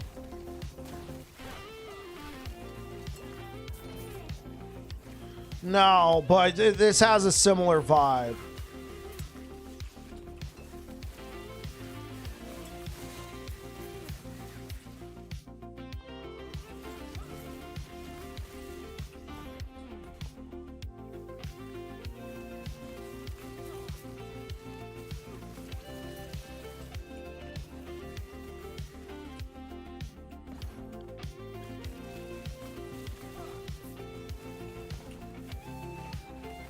What's the big difference? We're probably playing the same build right now. Machine gun smite? Wait, never mind. I used my brain for a second. Blue Beyond. We've had this discussion. All right, man. All right, man. I know we've discussed using the brain. I have my qualms.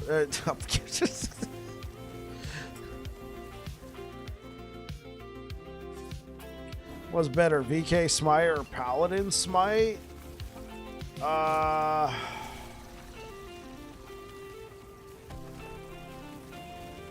What is going to be easier?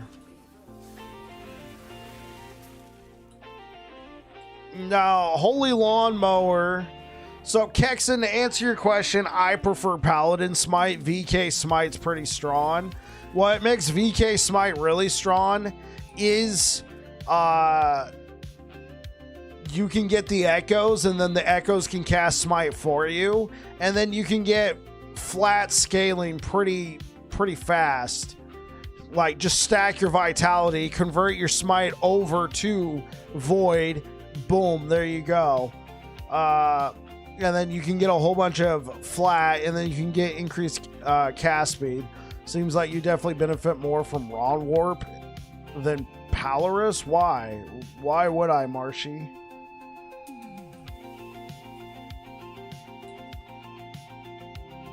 For the extra mana?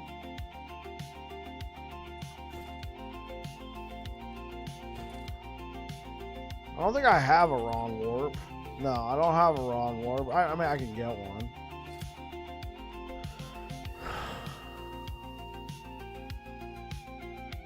I mean, right now I got it slammed with 49 flat spell damage, and I have 96 strength.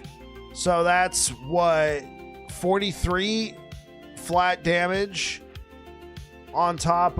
You'll want the cast speed, but maintain the bonus spell from Polaris. Oh, okay, Marshy. I see what you're saying. You're saying I should dual wield, right? Use Polaris in one hand and then Ron Warp in another. It's not a bad idea, but there's a couple things with it that I don't like. I lose the 30 flat spell damage from using a shield. I also lose the 30% reduced bonus damage taken from crits. I lose the 24% cast speed that I get with a shield. I lose the 15% all res that I get with a shield. I lose the 400 armor that I get with a shield. I lose the block chance that I get with the shield as well. And then I also lose the mana and the health, though you can, I could probably make up for it.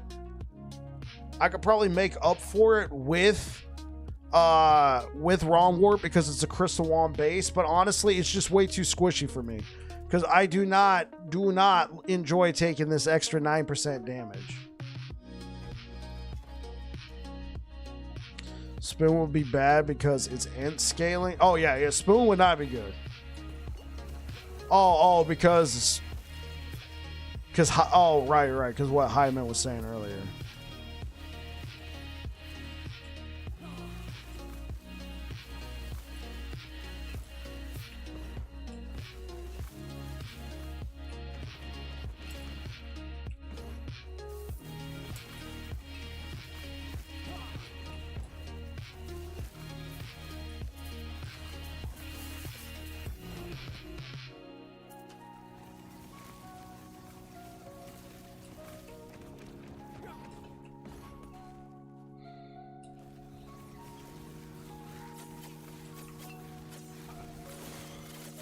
So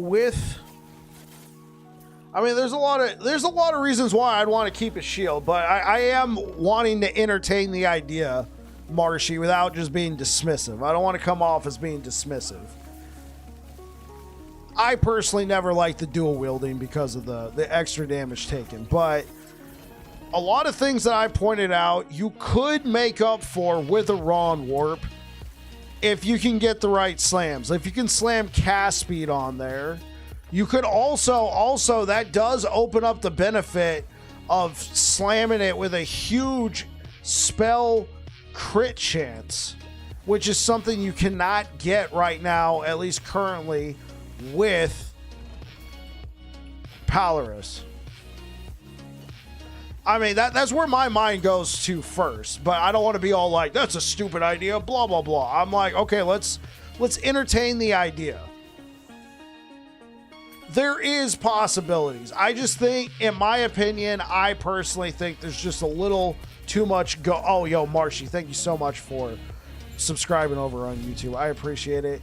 I think there's a little too much going on with having the shield in place, but you can actually get some of those benefits. Man, you're talking about a 3 LP. That's a hell of a slam, but you could pull it off. You could pull it off.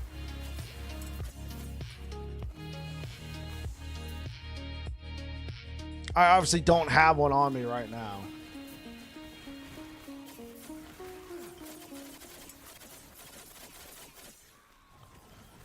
I'm dual wielding right now as a melee. I mean, I've done dual wielding.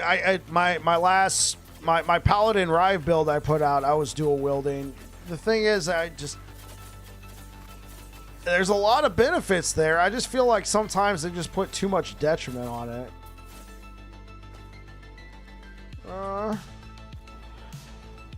Multi-strike Electrify Paladin dual wields, very high DPS, but definitely limited on corruption pushing. But definitely limited. If I equip a shield and change nothing else, I can go from 600 with some deaths to 1,000 with rare deaths. I'm dual wielding as a Forge Guard right now. Dual wielding squad unite, man.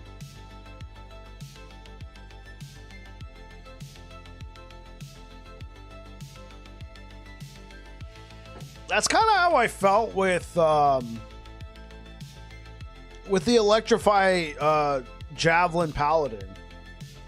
Like, it did insane, just like absolutely just like disgusting damage, but it just hit a point where like after 800 corruption, it was just survivability went down, and that one's not even taking the penalty.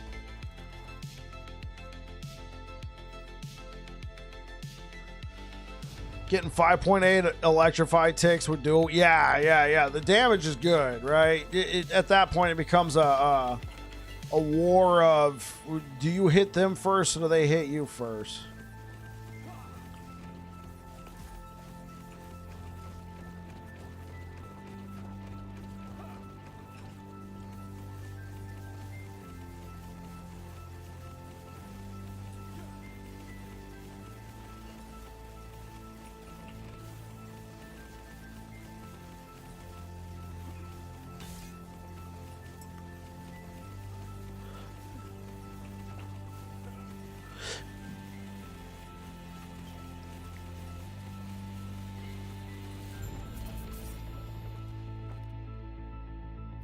Jungle Queens. Reduce bonus damage taken on block. I probably only hold out for a T7. I farm normal. I'm headed to bed. Yo, catch you later, Steve. Farm normal Abby with him, and Abby doesn't get a chance to do anything. I got you. Yeah.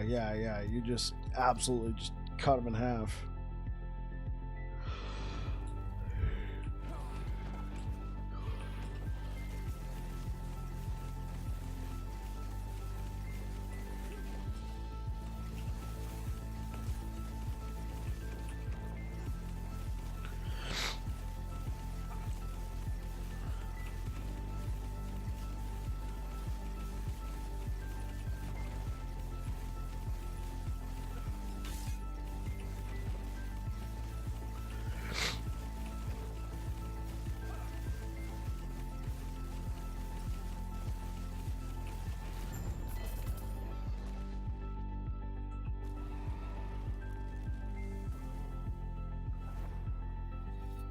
Have you done it yet with that build?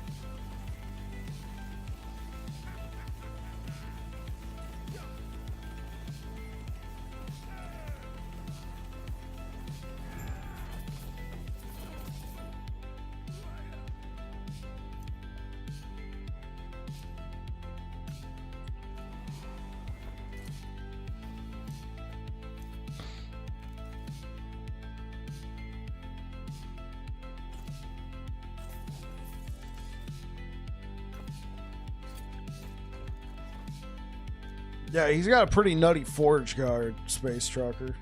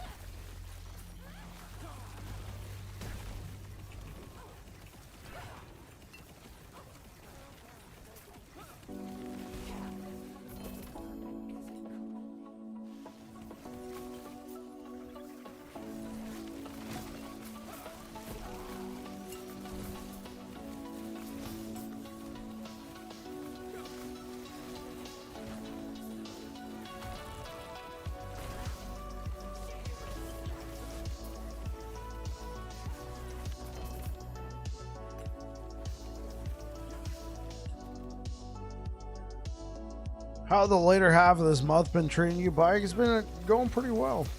It's been going pretty well, man.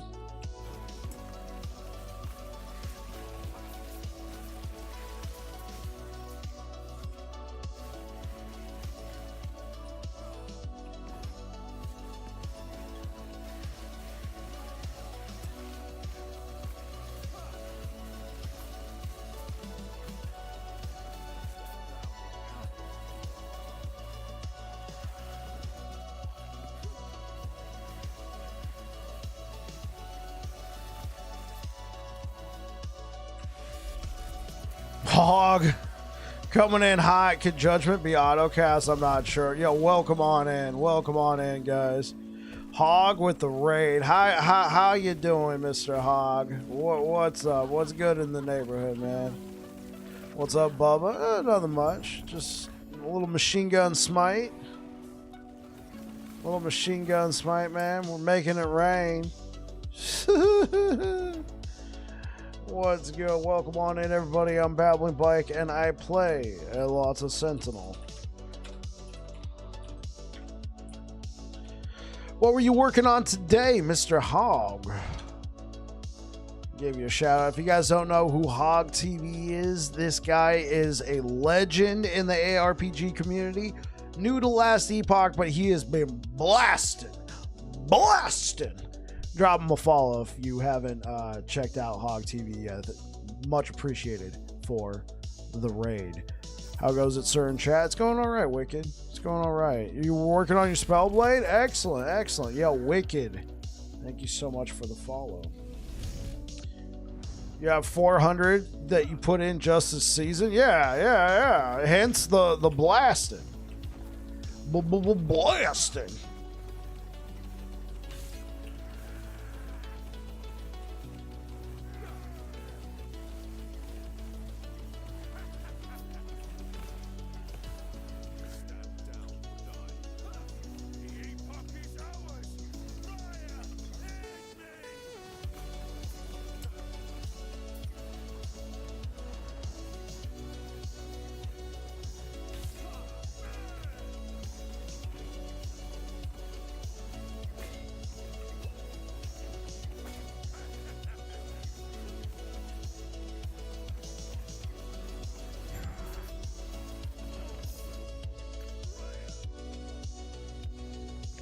Leviathan Carver.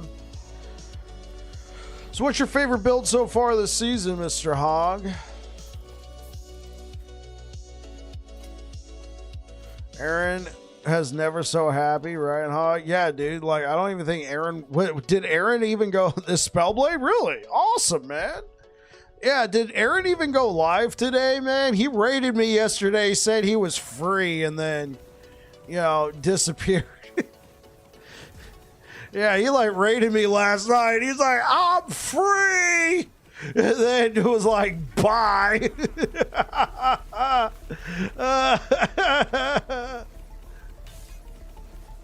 No, he didn't raid today? Good. That dude should get some rest, man. It ended. Yeah.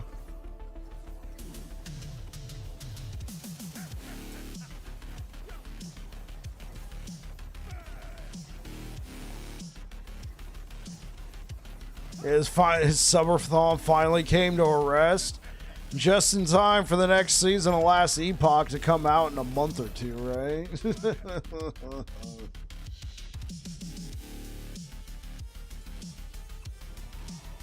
If he's going to do a subathon every new season Last Epoch gets, and if they get into a rhythm of like every 4 months, he's going to be doing a subathon like...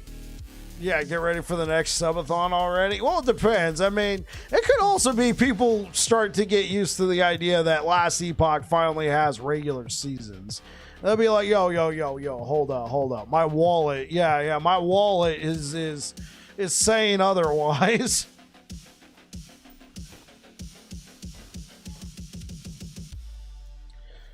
Bro, let some other folks get some subs.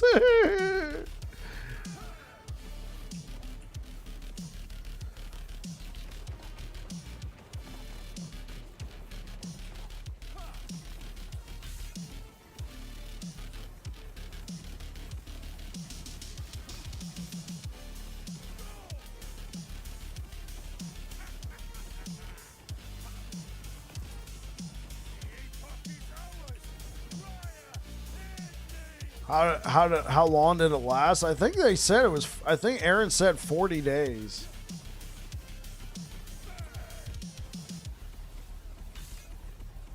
I don't know. Did they ever hit the goal? Is Aaron supposed to come out and visit you, Hog? 42 days? Wow. I dropped 100 on him. Ooh, level 3. Let's go. Or no. Yeah, I saw he had to shave his head. I'm like, couldn't have happened to a nicer guy. I'm kidding. Don't clip that. Don't clip that. Yeah, I saw he had to shave his head. In the short he posted on YouTube, he did not look happy. His wife like took the hat off and he's just like,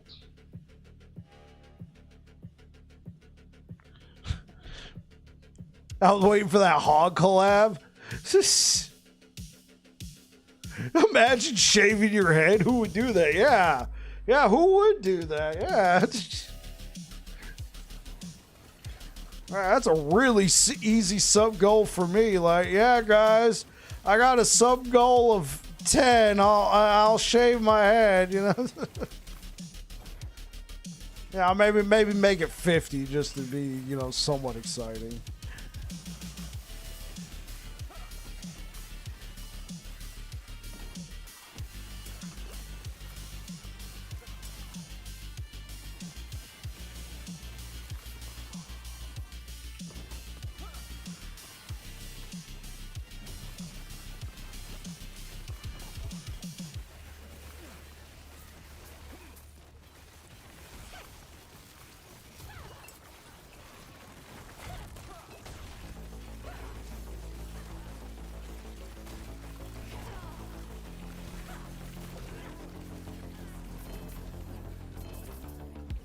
Make it rain, baby!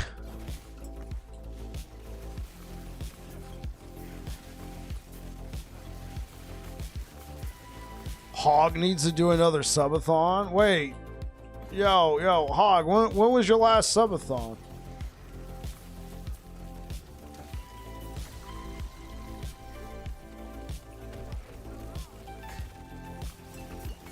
PoE 2 release? How did that go, bro?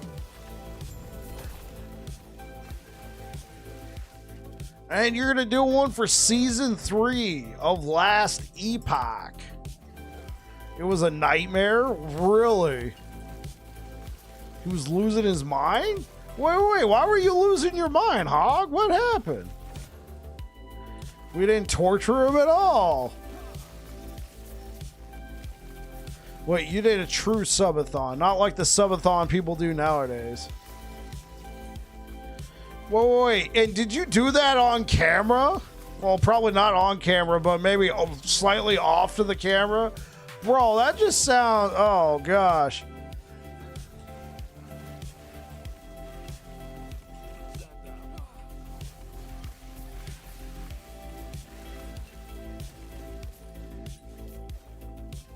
$72-hour. Oh my gosh. But I mean, at least with that kind of subathon,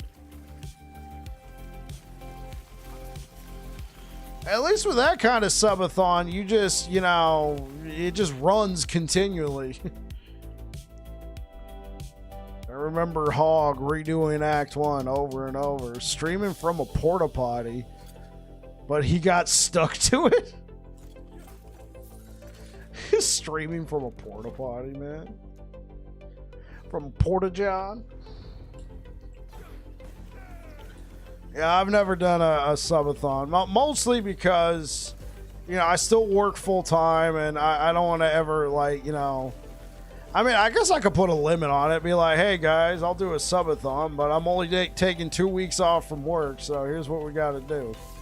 Also, you know, talk about it with my wife and everything first. It was awesome.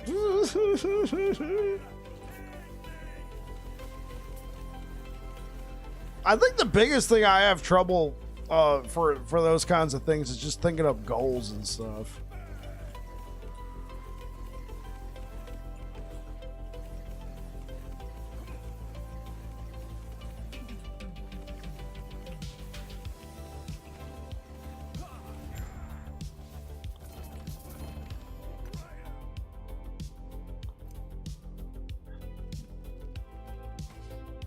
Bean boozled. Hot sauce. Oh God. This guy. Wait. Did you actually make him do that? Chat helps you with the goals. Wait, did you actually make Hog Bean boozle and with hot sauce? Good night.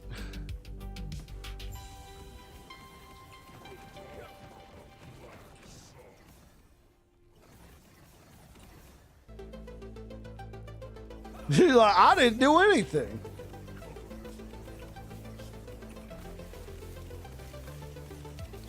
I donated bits. Oh man, yeah, that sounds super rough.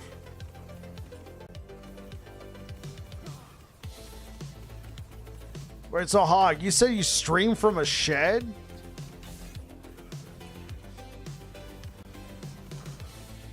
Actually doesn't sound too bad. Is it insulated? Is it like streaming from your garage or something? Just the ceiling?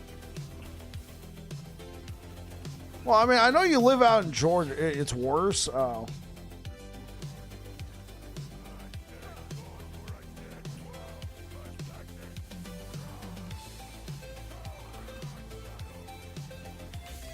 Oh, because you're loud? You wake up, your old lady.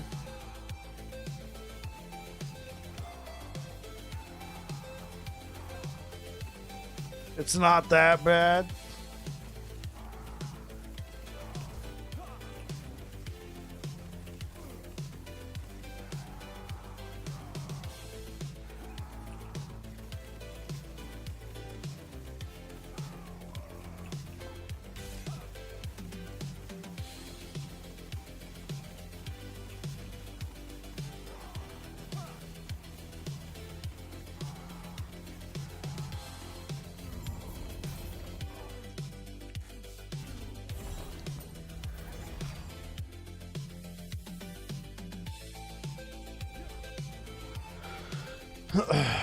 In my work shed, so I just set up my stream in there, strung a Cat 6, yeah, Ethernet down the old clothesline pole. It looks like a clothesline, but it ain't. It's my Ethernet line.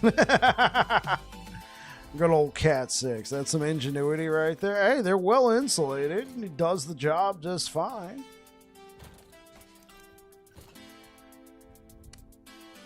Since I started watching Hog, my wife has been talking about getting me a shed now.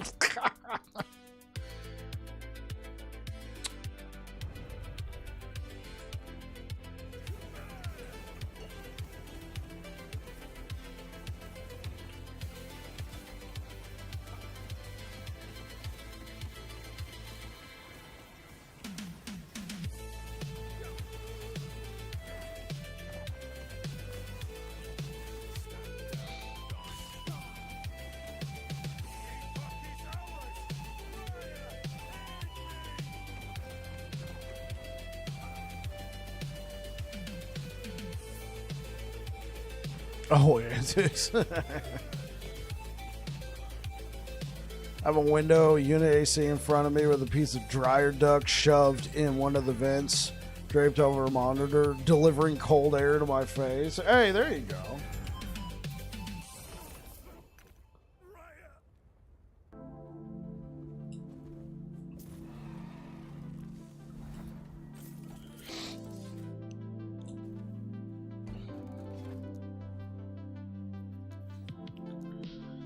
I'm gonna need that Mr. Cool Mini split system though. 120 degree summers for me. I'll be melting in the tin shed. Yeah, that sounds pretty rough. 120 degrees.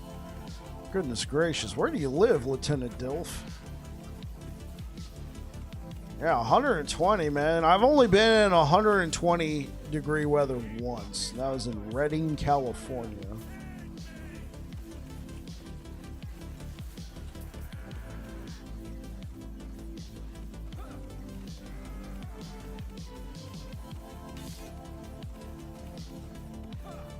Now, I was in Texas for a few years, and there was one point where we had a hunt out in Arizona. That sounds about right. In Texas, we had like 100 days of 100+ degree temperature.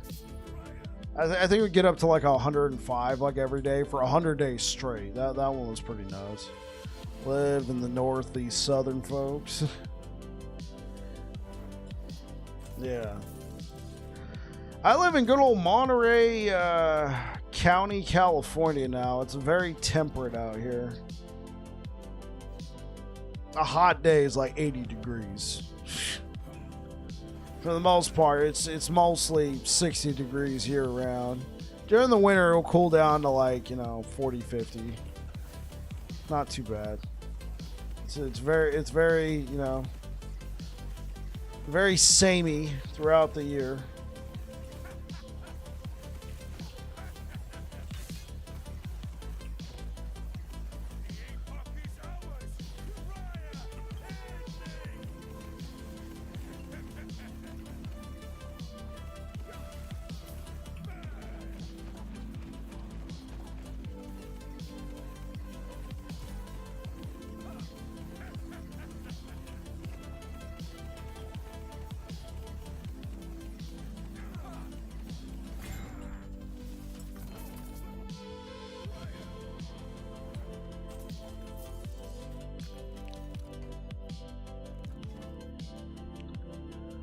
I live in Wisconsin, 90 in the summer, -10 in the winter.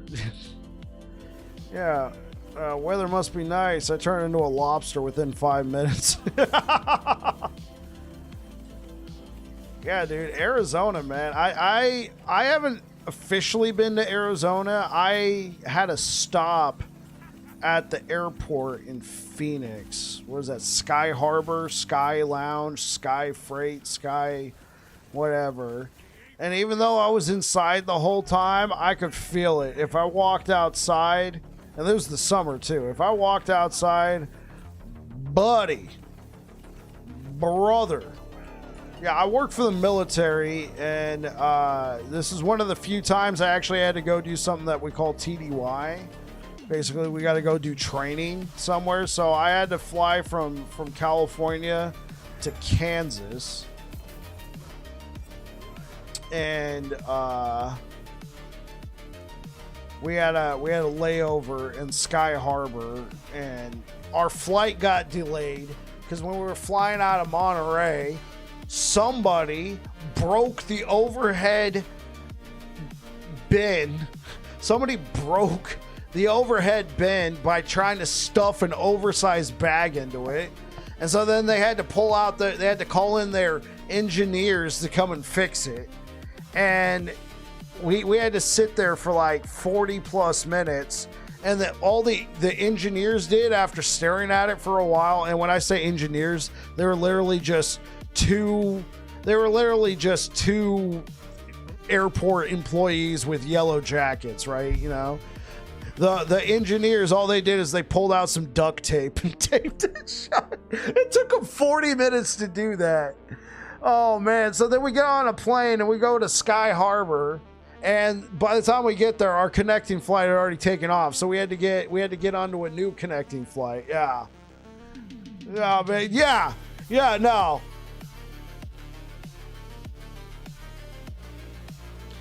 Yeah, and so then I had to go to Kansas. Yeah, and so then we had to wait. Yeah, they duct taped. They duct taped the broken overhead compartment. They just put a couple strips of duct tape on it. 45 minutes for duct tape. They spent more time looking at it than actually fixing it. So then we missed our connecting flight. So then we had a huge layover in Sky Harbor. I bought a coffee mug there. I still have it. I think I left it at work. I think other people were using it. It says Arizona on there. Yeah. And then I went to Kansas, did my TDY out there, flew back. So yeah, that's been my experience of Arizona. Hey man, that was 2016. I don't know what. I don't know if that would fly now. Yeah, yeah, pun intended. With everything else going on in 2016, nobody seemed to care. That was almost 10 years ago. That was 9 years ago, chat.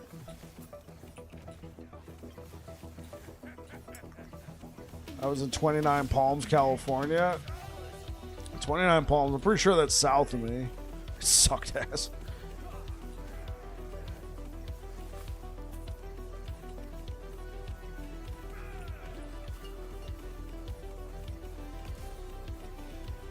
Marine Corps in the desert? Yeah. Yeah, I'm pretty sure that's south of me. Yeah. Yeah, California, we got it all, man. We got the deserts, we got the mountains, we got the ocean side, we got the seaside resorts, we got the forest, we got the redwoods, waterfalls, snowboarding, skiing. Come to America. Come on, America. Only 29 palm trees down there. I'm sure after he got out of there, there's 28. Took all that frustration out on one palm tree. They had to change the sign to 28 palm tree after Big Destiny came through.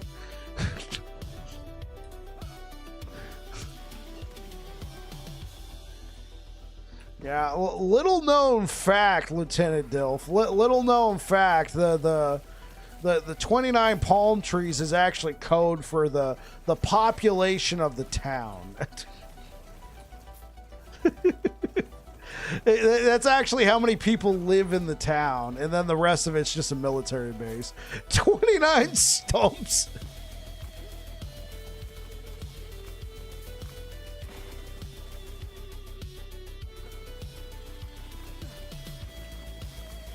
$29 meth heads? Oh, come on. To be 29 meth heads. When was that, Big Destiny?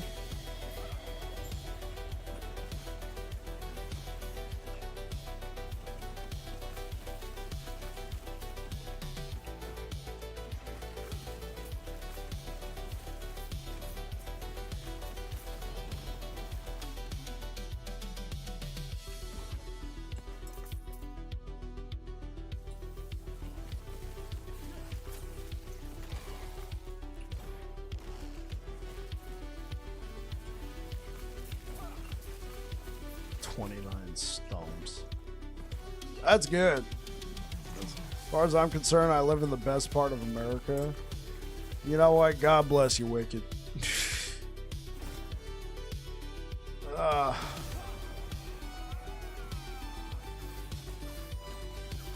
For 3 months of the year?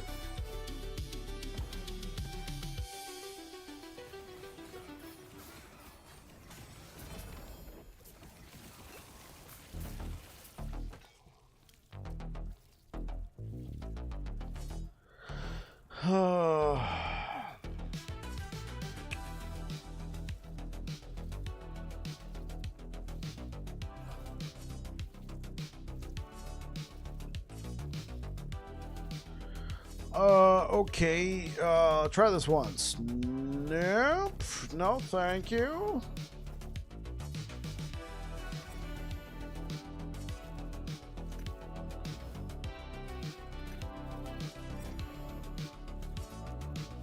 Try this once.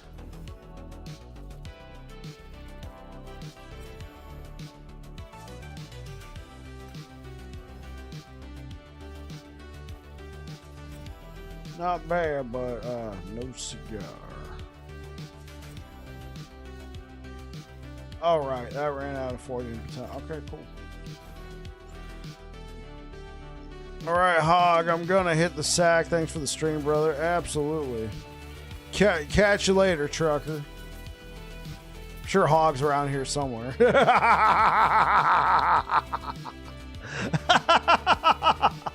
You got it, Space Trucker. You take care, man.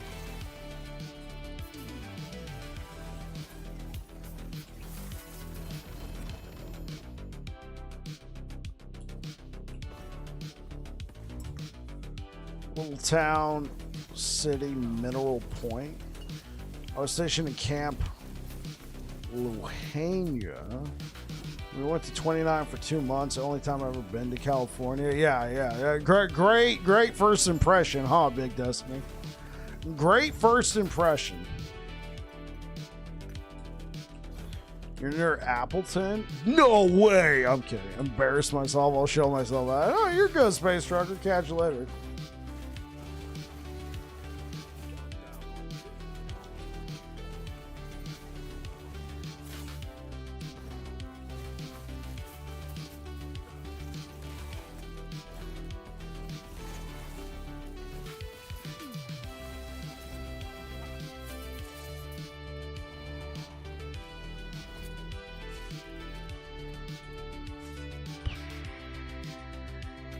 Become spell damage. Nope. Become spell damage.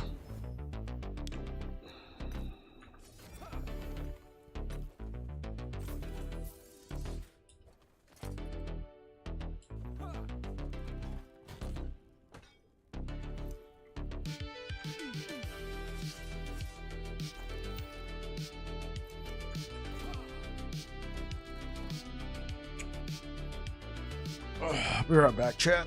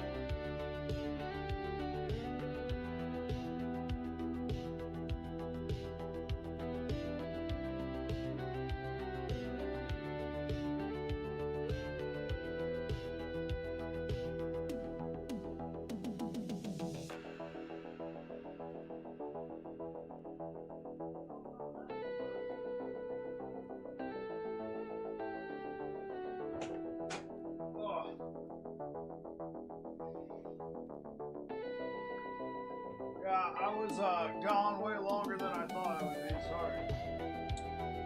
Okay, right back.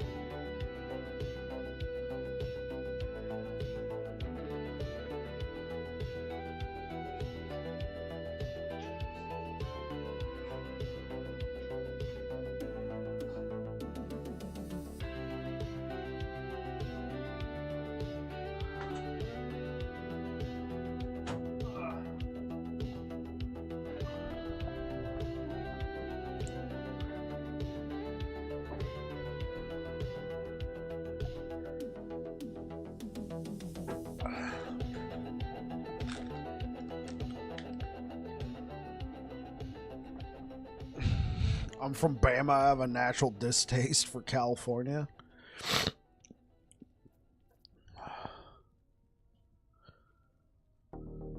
All right.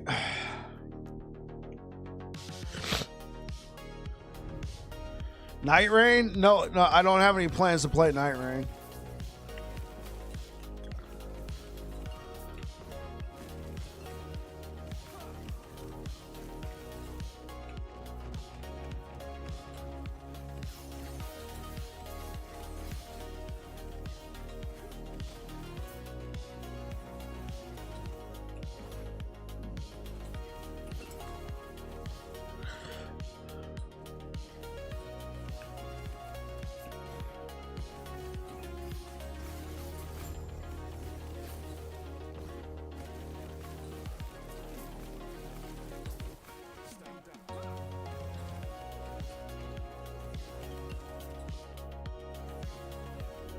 Herdo.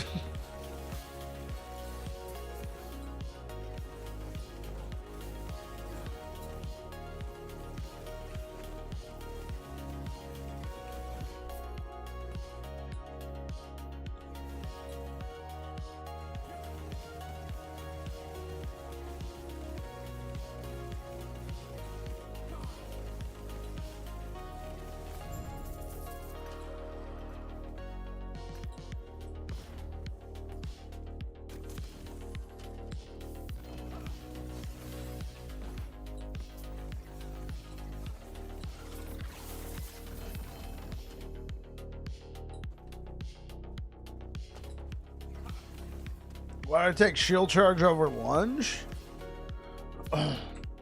Because it doesn't require a target.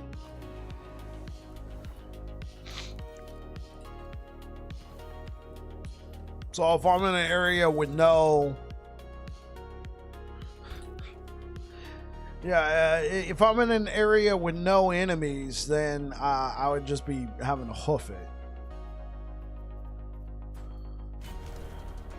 And Space Trucker, not to sound rude, but I thought you said you were going to sleep. You get yourself a... I love having you here, buddy. I just wanted to double check with you.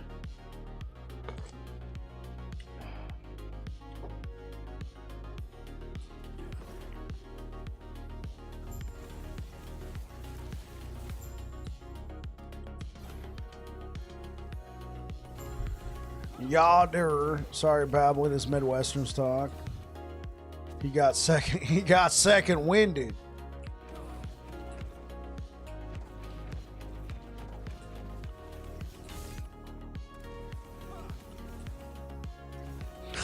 You got me.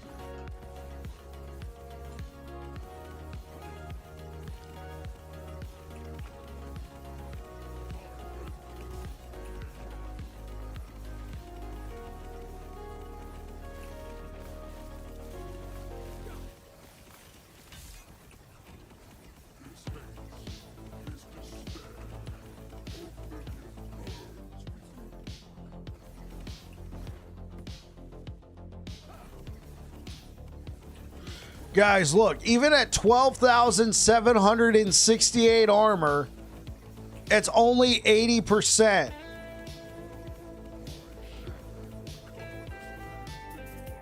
The cap is 85.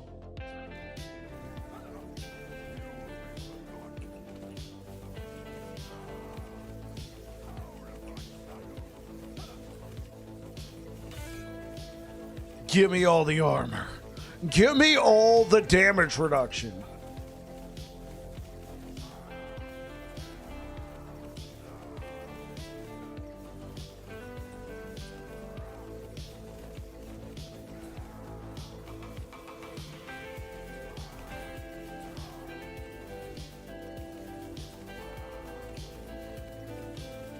Look at all that armor.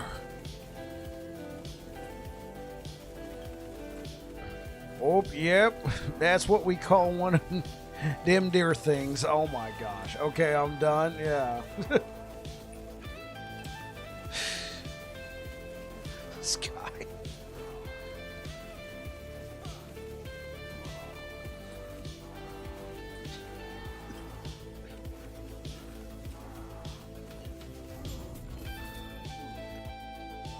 Surrey? Surrey.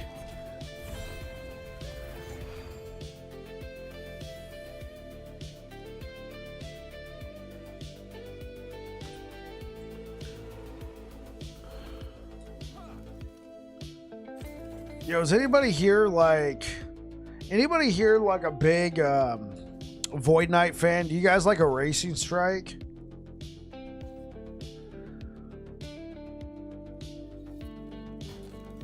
Look what I slammed yesterday for the hell of it, because I got a 2 LP World Splitter. You can hate me now. I'm not even playing a Racing Strike. I'm not even playing a Racing Strike right now. I just slammed. I'm like, oh, cool, a 2 LP World Splitter. I think I got an axe in the stash for that. There's a lot of damn near Canadians in the chat.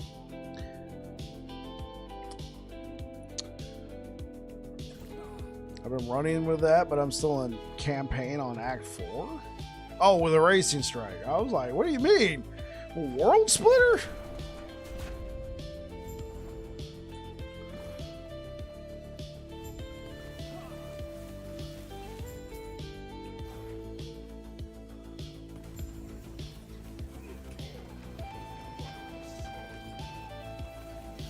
It's 0.4 crit though, Omega lol. It's not that bad.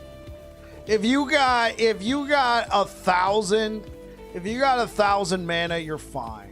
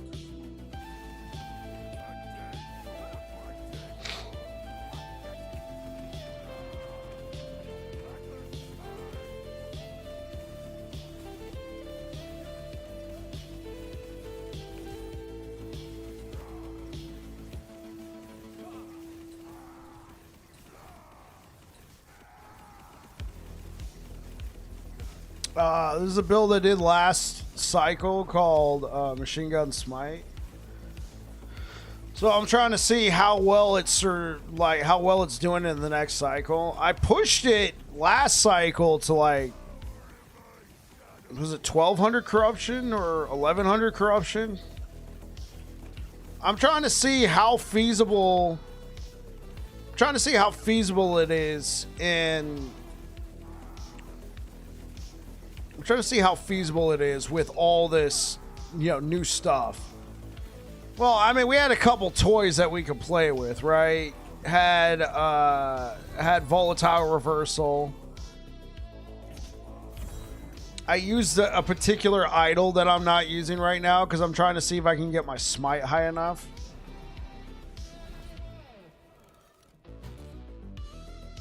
So,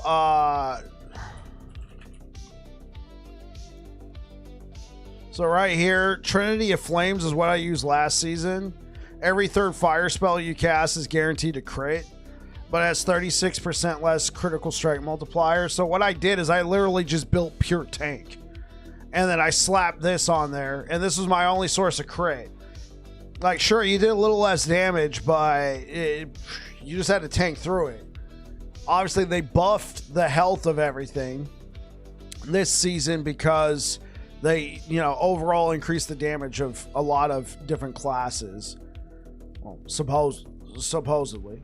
So, I didn't want to try it. Bro, you love it? Yeah. So, I haven't tried Trinity of Flames. I've just been trying to, get my crit up. Like, right now, I'm at 38% crit chance. And that's not taking into account Conviction, the 6% base crit that we get in Smite itself. So, because last season, this wasn't an option. Well, it was an option, but you had to take a cast speed reduction to get this crit. And now they removed that penalty. You just get crit. There's no penalty of, hey, you get crit, but you got to take a cast speed reduction. The build's called Machine Gun Smite, right? You're trying to get as much cast speed as possible. And then we keep it fire, and we utilize stuff like Throne of Ambition and Immolator's Ablation. And last season, we were utilizing Trinity of Flames for the every third fire spell. Yo, Wicked coming in with a tier 1 sub. Yo, Wicked, thank you so much. I appreciate it. Thank you. So yeah, that's the build that I did last season. This season I haven't even tried Trinity of Flames. I could try it again. I think one thing I did this season, I focused too much on landing strength. I think I need to focus more on landing attunement. And then letting Throne of Ambition carry the damage.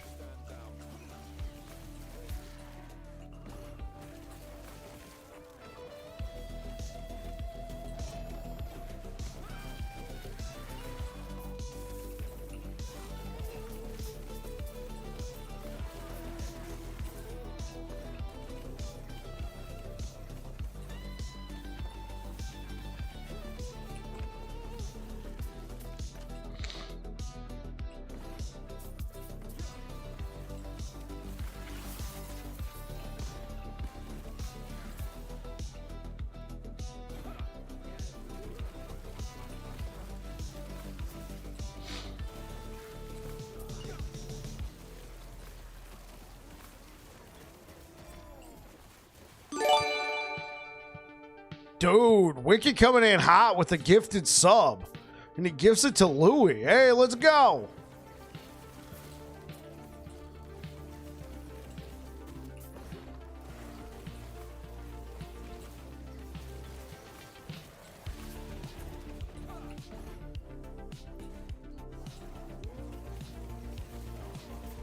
Yeah, absolutely. Thanks for taking care of Louis.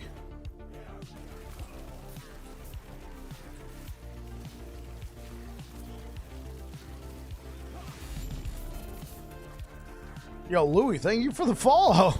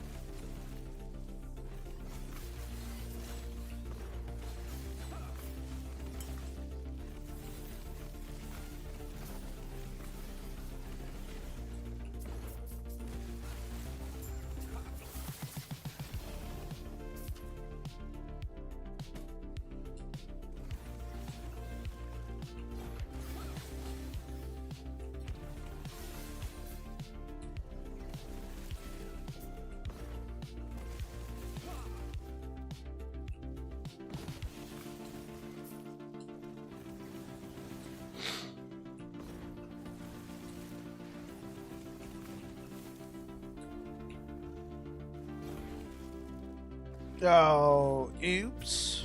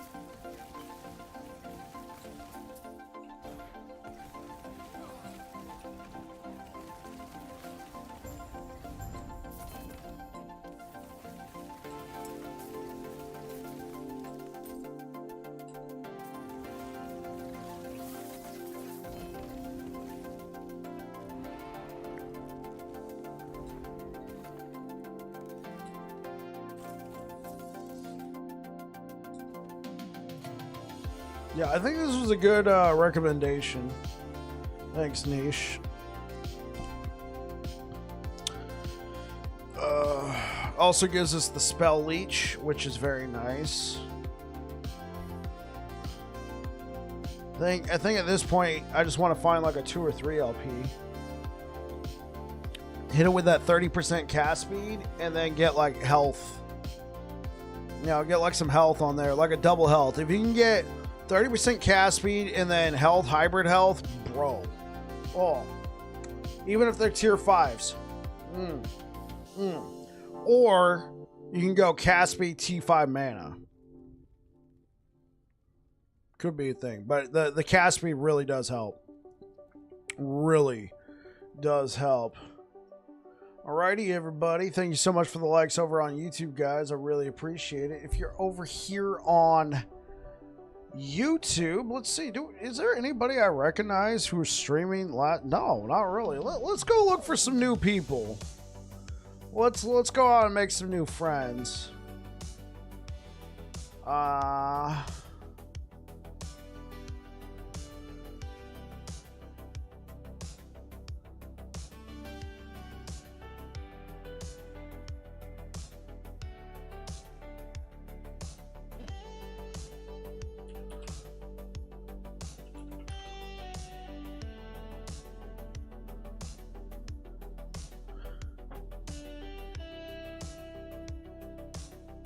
Okay, guys, if you are over here on Twitch, we're going to go ahead and raid Zambriel. I don't know who this person is, but it says they speak English, so that's good enough for me. Looks like they are playing a melee avalanche shaman right now. Looks like they're doing pretty good. Looks like they're cleaving looks like they're around 300 to 500 corruption. So yeah, if you're over here on Twitch, say hi to Zambriel for us, and I'll be live again tomorrow. Hopefully I'll see you here. Anyway, you guys take care. Hopefully I'll catch you in the next one. Peace out.